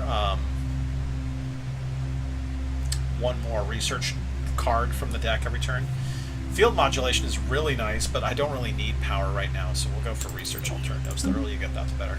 Zabram brings up an excellent point, which is that because I'm capped on energy credits, I can try to trade our friends here. I can give them just some straight up energy credits. Here, have, 400. Oh, wait, no, not you. I'm going to give you energy credits. Yeah, they're not really interested by much more than 100 or so, it looks like. Yeah, they only want 80. I will ask, whoa, and I will ask for minerals back. Yeah, whoa, they don't really like that. Whoa, man, okay, so they don't have a lot of minerals in the bank, so they can only trade us 25 back. So I can actually bring this down. That's fine. So that's a pitiful amount of minerals, but hey, it's slightly more efficient. System survey complete. If we want, we could invite them into an alliance right now, which I think I will do. So I'm now in alliance with these guys. The problem with alliances is that, as you can see, it decreases our research complete. Our influence. It's -2 influence, which is pretty severe. We now build defense platforms. Not that I care. We got level 2. Level 2 super gun. It's a pew-pew gun. One more corvette. Research complete. Our friends to the west, that's who I was talking to. Oh, my friends to the east?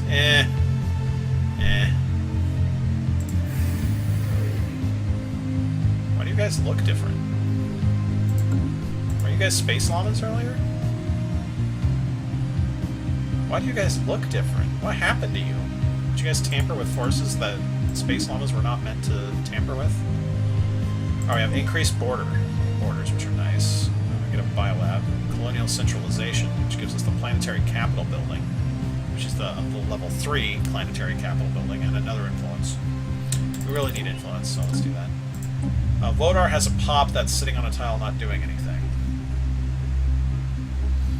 Oh no, it's got a building that's not doing anything.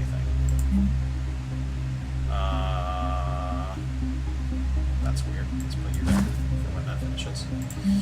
Upgrade this to a physics lab now that we have it. Upgrade this to a physics lab now that we have it.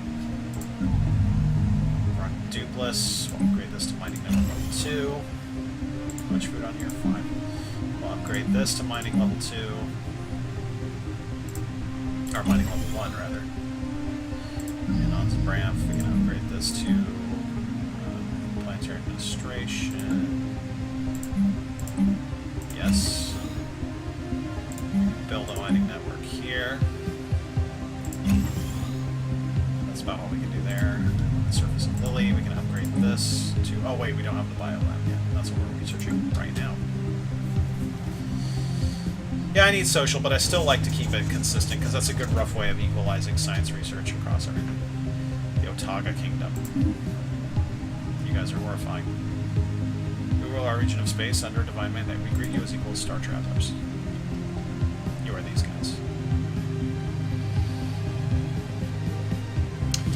So interestingly, because my borders suddenly spiraled out, I now have a couple more planets within my borders, starting with Akmal. That we can now exploit. We're electing new people like we always do.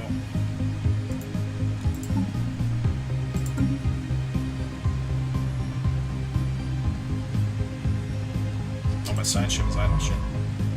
Go forth and scan this black hole. Actually, no, go do the black hole. Alright, my fleet is pretty strong. Let's send it to try and fight, I think these were void clouds that we found in Elor.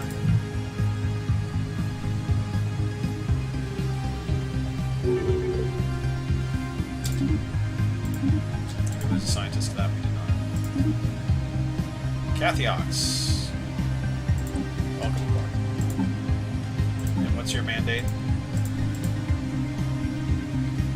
You want orbital research stations. Well, good news for you. I'm going to build a shit ton of those. Oh, they're crystalline entities. They're elite crystalline entities. They're coming for me. Let's see how our fleet holds up. It's slightly outclassed by the sum total of these guys. We'll see how we do. Hostile fleet engaged. Before we get to that fight, the science ship is idle. Go scan the APON system, which we could not scan earlier because of pirates. Now let's go watch this fight.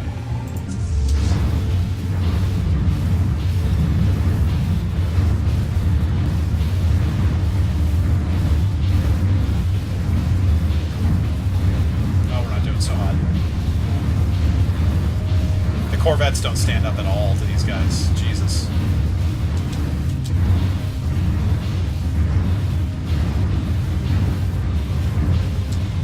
Get out. Situation log updated. Ouch. We are not ready. Construction complete. Bomb repair.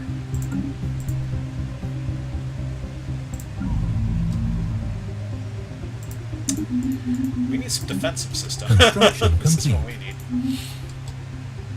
We need to research some defensive systems before we win that fight. Alright, you're done. Build some research stations, because that's our leader's mandate right now, so if we fulfill their campaign promise, we'll get a System survey complete. Influx of influence. That's all there is there. Okay, science ship, go scan, rotate. Construction complete. The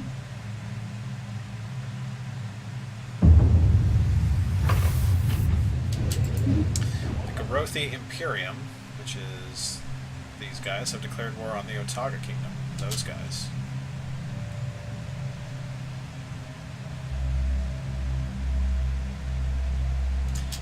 Colony ship is still standing idle.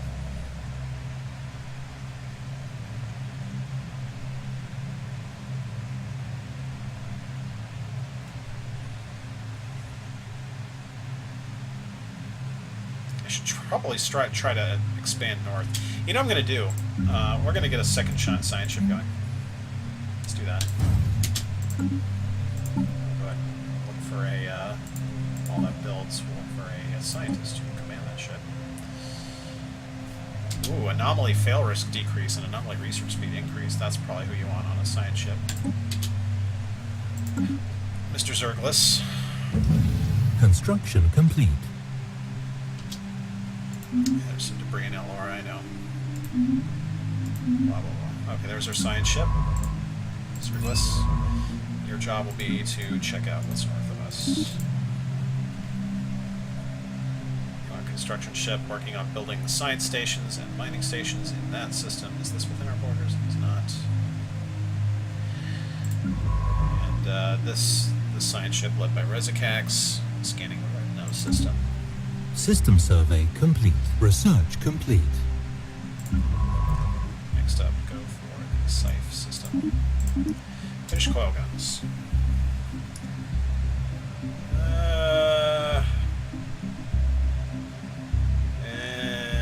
Plasma thrusters. What we really want is a defensive system. Evading hostile fleet. The space cockatoos have established an embassy with us, which will further increase our relations beyond the ridiculous level that we're already at.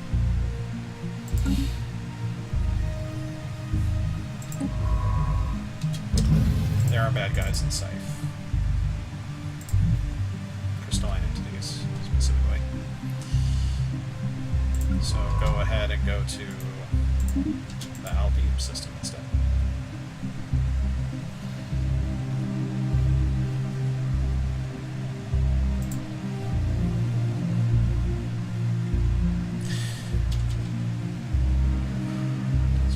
Gaia World. Holy shit. There's a Gaia World on Encore. We probably want to do that next.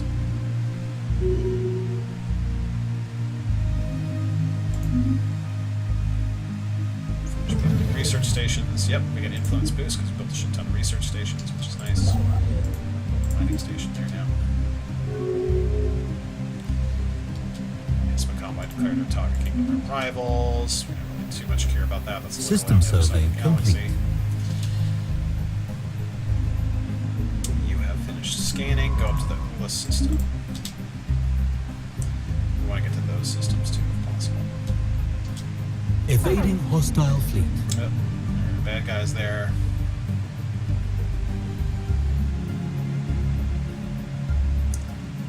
So we'll go and do Imulgaron instead. System survey complete.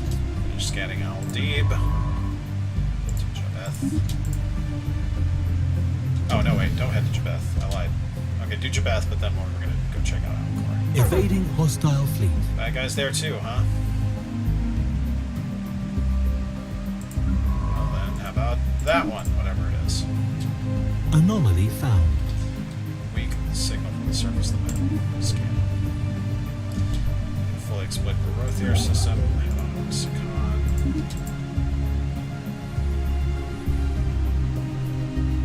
And we're sitting on a ton of minerals. Let's see what buildings we can build. We're researching the biolab right now. No, we're not. Never mind. Nothing to upgrade or build here.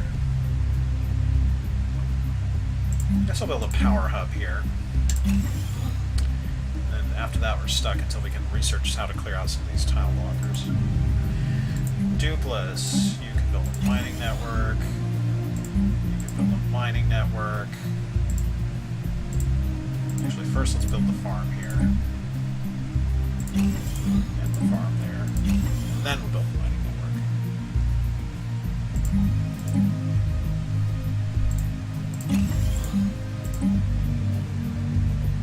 We'll actually build here the mineral processing plant to increase mineral output planet-wide, because this is Toad's mineral plant. And since Abramth has got a bunch of stuff we can do, surely yes. To power plant, upgrade this to mining network. Hydroponics farm, hydroponics farm, hydroponics farm. And this looks more like a mineral area, so let's build a mining network here. Alright, that's a good place to dump some more stuff. Marked a large deposit of precious metals, increasing our energy credit output on that planet if we ever get there. colonize this continental world, which we still can't colonize.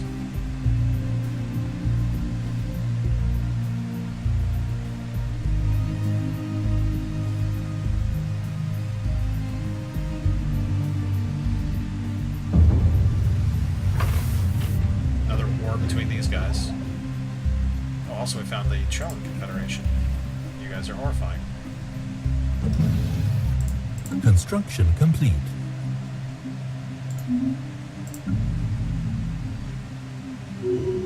Good, good. Our scientist who's right here. System survey complete. Finish scanning the Regana system. Head up on over here.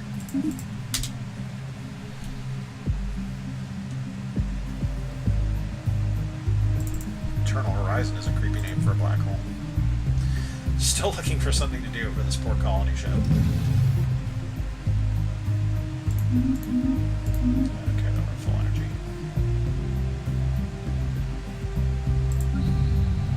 And we're actually still drowning in minerals, so what I'm going to do is I'm going to build spaceports above our other two planets. Upgrade the Wodar spaceport, and Molly's already max upgrade, yes. Interesting modules, no, nothing, I don't really care about right now.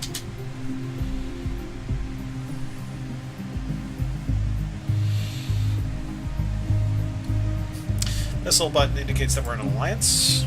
This shows us our relationship within this alliance. Eventually you can turn alliances into federations, which removes the influence penalty for being in it, but it also changes very significantly how the alliance operates. One of the races or another is president of the Federation on a rotating basis. Whoever the president is basically controls the foreign policy for the whole Federation. So if the Federation president can declare war and there's nothing you can do about it, basically you have to go along with it. Just researching research alternatives. Now we have more research alternatives. We want to go for Saturn. Find all those strategic resources. We're about to get the planetary capital building, and also another influence from anomaly found. Another orbital shipyard. Fantastic. Researching. And we've finished exploiting the Sikon system for its research resources. Go ahead and get the mining. Research complete. And there that thing is that I was just talking about.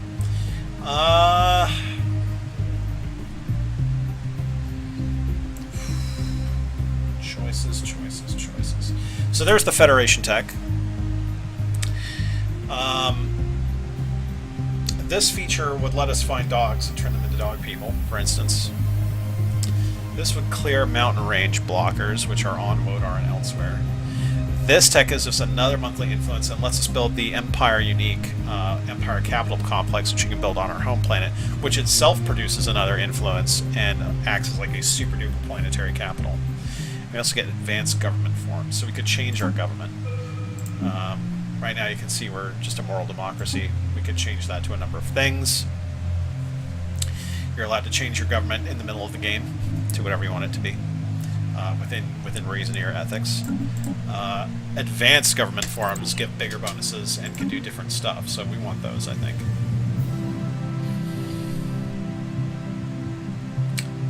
Automated shipyard. Another situation automated shipyard. Updated. My God. Where are you? You're this one, right? No, you're this one. Yes. Fix that automated shipyard. More free ships. Man, I've never run into that unique event or that random event before. I've run into it 3 times already today.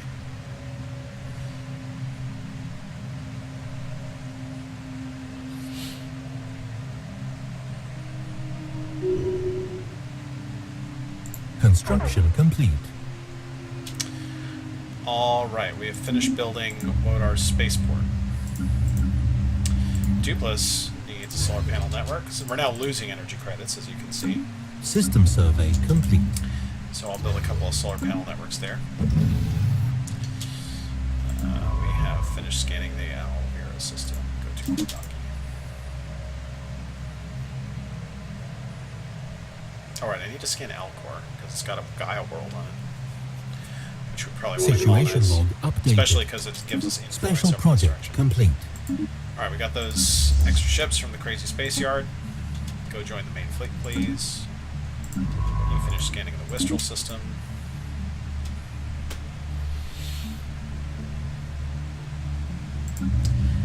Anything I can build on Lodar? There it is not. However, I can, on my capital, upgrade this to a planetary capital, which costs a ton of influence, but gives a better adjacency bonus to stuff that's adjacent. And itself produces some stuff of its own. Oh, he's back System on this. survey complete. Anomaly found. Another one. Okay, Jesus. Mons, you're going to be in charge of that for now. Oh, and the construction should go building energy mining over there. Construction complete. Duplis has finished building its stuff. And we're back in the camp. Construction complete. What is with Situation this? log updated. Another one? Who's been building all these automated shipyards everywhere? What ancient civilization was so goddamn obsessed with shipyards? Go research the black hole.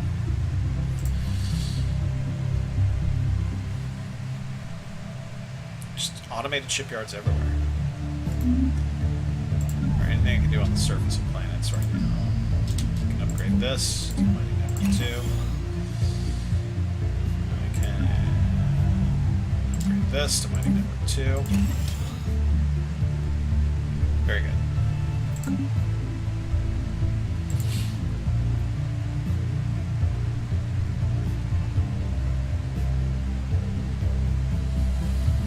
We just explore and we explore and we expanded. We have a pop that is not doing anything, specifically this guy on the planet Zabranth. So now I need to decide what I want to produce on this planet. You usually want to go hard for either minerals or energy because of the mineral processing plant power hub bonuses get bigger the more of that you do. I think I'll focus this one on being a mineral planet. Well, see, I don't have to make this decision yet, do I? I guess I kind of do. Yeah. Mining. Let's see. Yeah, let's make it minerals. Build a mineral processing plant for this guy right here. Building a mining network there right now. Finished building energy there. And now my construction ship stands idle. System survey complete. Special project complete. More free ships from fixing the automated shipyard. Joy. I like free ships. Alright, you need to go scan Alcor. And you have finished scanning the black hole. Amgathora system, please. And how are our primitive friends doing? Construction They are complete. at 54%, over halfway there. Once they are uplifted, they will become a spacefaring empire, just like one of these guys. Except they will be so grateful to us for uplifting them that they will become our vassals. They will report to us. They will join our wars and do a number of other things with us. They will be subjugated to us. Yeah. Anything else I can do on Duplis right now? I can build a mining network for this guy because he's almost done. Mineral processing plant, right? Yes. This is definitely a mining world. Research complete. Plasma thrusters, great. And I need defenses. Let's get engineering facility too. Let's do the research a little bit faster. Although engineering research is a place where we're already doing very well.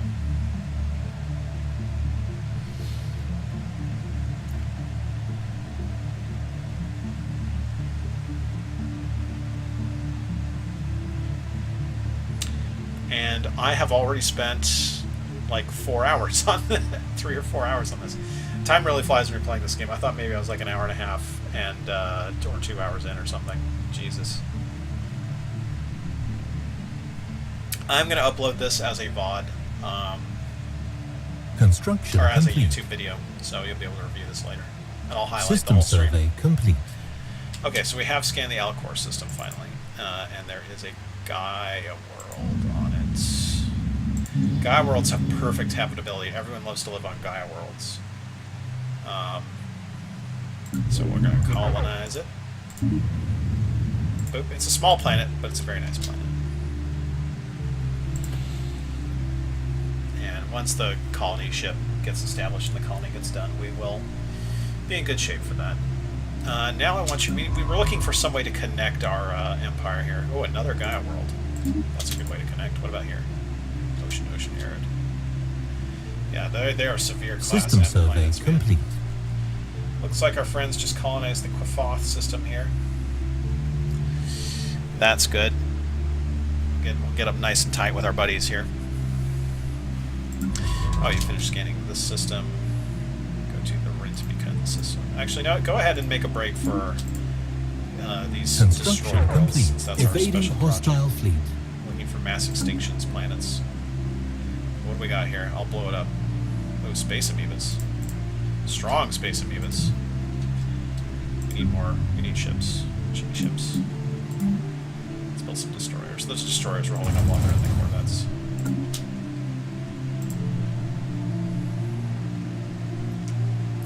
Because I want that Gaia world. Alright. You are... Detected a pre-space alien civilization on Taxaz. Atmospheric contaminants and light pollution visible from Earth. This is when the densely populated machine age society appeared to have mastered air travel. Factories are mass producing goods in their cities. We can just say about an observation post. Which planet is that? Here? Here indeed.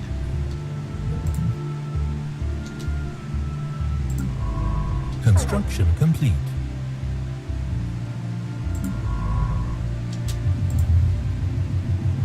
Okay, we found one of the mass extinction planets. Layer upon layer of dense ices. Apparently it was once home to more varied and pleasant biomes. We have a special project Situation available. log updated. So let's go ahead and take our planet and do that special project.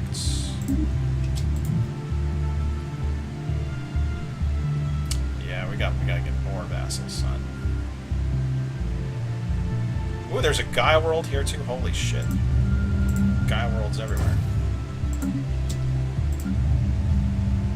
Give me another colony ship, System please. survey complete. Anomaly found. Faint transmission from a gas giant. Figure it out. Before we go do figuring out whatever that other thing was, we were going to figure it out. How are our friends here in Froglia going? The frog ship has picked up some curious readings from Zero. There are significant pockets of radiation that appear to be the result of intense bombardment. Why would you bomb a gas giant from orbit? I have no idea. As we were preparing to break orbit, we discovered a weak signal coming from the planet's interior. It's a transmission of some kind. Investigate the signal. Situation log updated. Investigate it. Investigate it. Research complete. Satchbeam finding. Okay, so upgraded power plant 2, we don't really need that right now. Physics lab 2 would be nice, but eh. Basic combat roles, which is better ship computers that help it to do. They get ship-wide bonuses to like attack speed and things like that. Assist research is interesting because once your science ships don't have anywhere left to explore, they can come back to your home worlds and speed up research on a world. I think we'll do ship computers.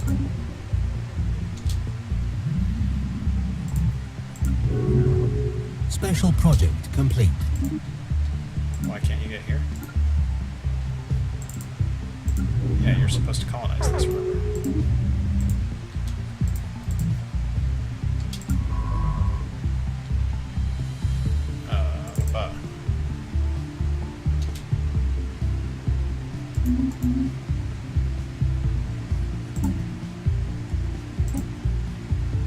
Okay. I didn't see what happened there, but apparently we figured out what caused the mass extinction there. There's an unemployed population here. We'll build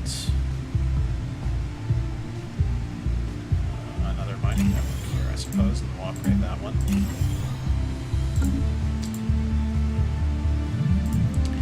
And now I will send this colony ship out to discover that mystery of mass extinction.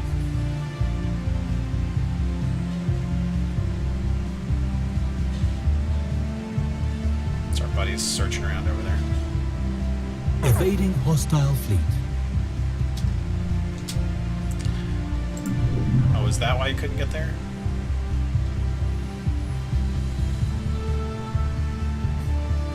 Special project complete. Isolate the weak signal that was coming from somewhere deep inside the atmosphere. It doesn't need to be a transmission. We filtered it through our translation software.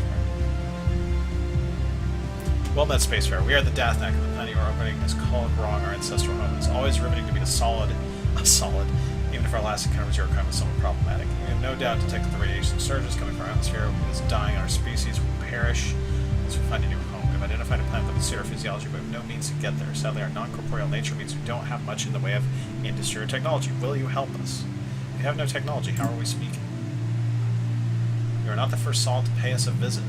Another spacefarer graciously donated a small subspace transmitter and scanner array, designed to be compatible with our physiology. One of the more positive encounters we've had with your kind. Oh, what happened to your planet? Last time Solids visited us, things didn't go very well. They want us to embrace their religion. We refused, and this triggered some kind of genocidal reaction. Completely unwarranted. You want us to transport your entire species to another planet? Yes, and hopefully soon. Don't worry, there aren't too many of us. Most Dathnak died when the town was bombarded. Those who survived retreated deeper in the atmosphere. Communication with the surface is difficult. We don't have much time. We will help you relocate. Situation log updated. Coordinates of our new home have been forwarded. You must promise not to let your own colonists claim this alluring world before we get there, no matter how strong the temptation. Oh. That must be that Gaia world that I was going to colonize. Alright.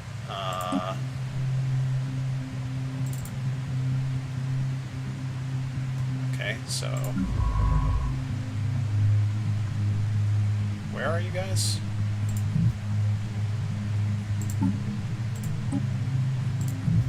Oh, okay. Okay, so you go do that then.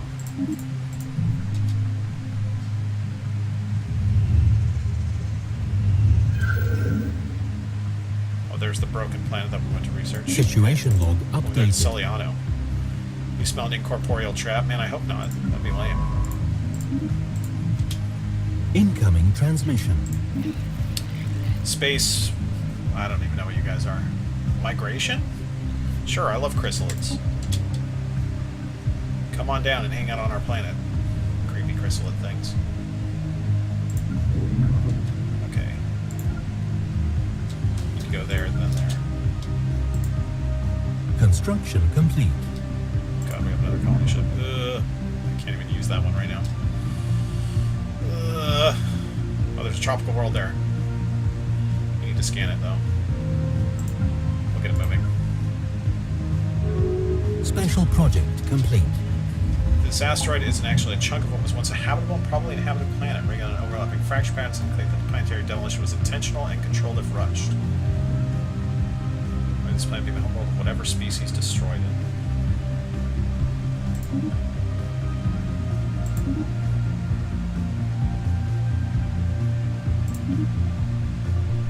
Oh, whoops, sorry. So we want to invite these guys? Sure, they can hang out. To our alliance, which is called the Star Pact. No, that's not what it's called. I don't know what it's called. What am I going to call this alliance? Stream Alliance. Okay, you need to go here and scan the system so we can expand there. Meanwhile, you are helping our friends relocate.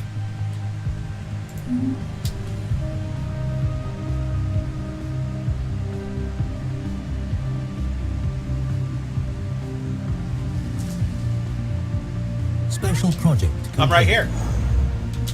Oh, Justice Home. Hang on, I'll be right back, you guys.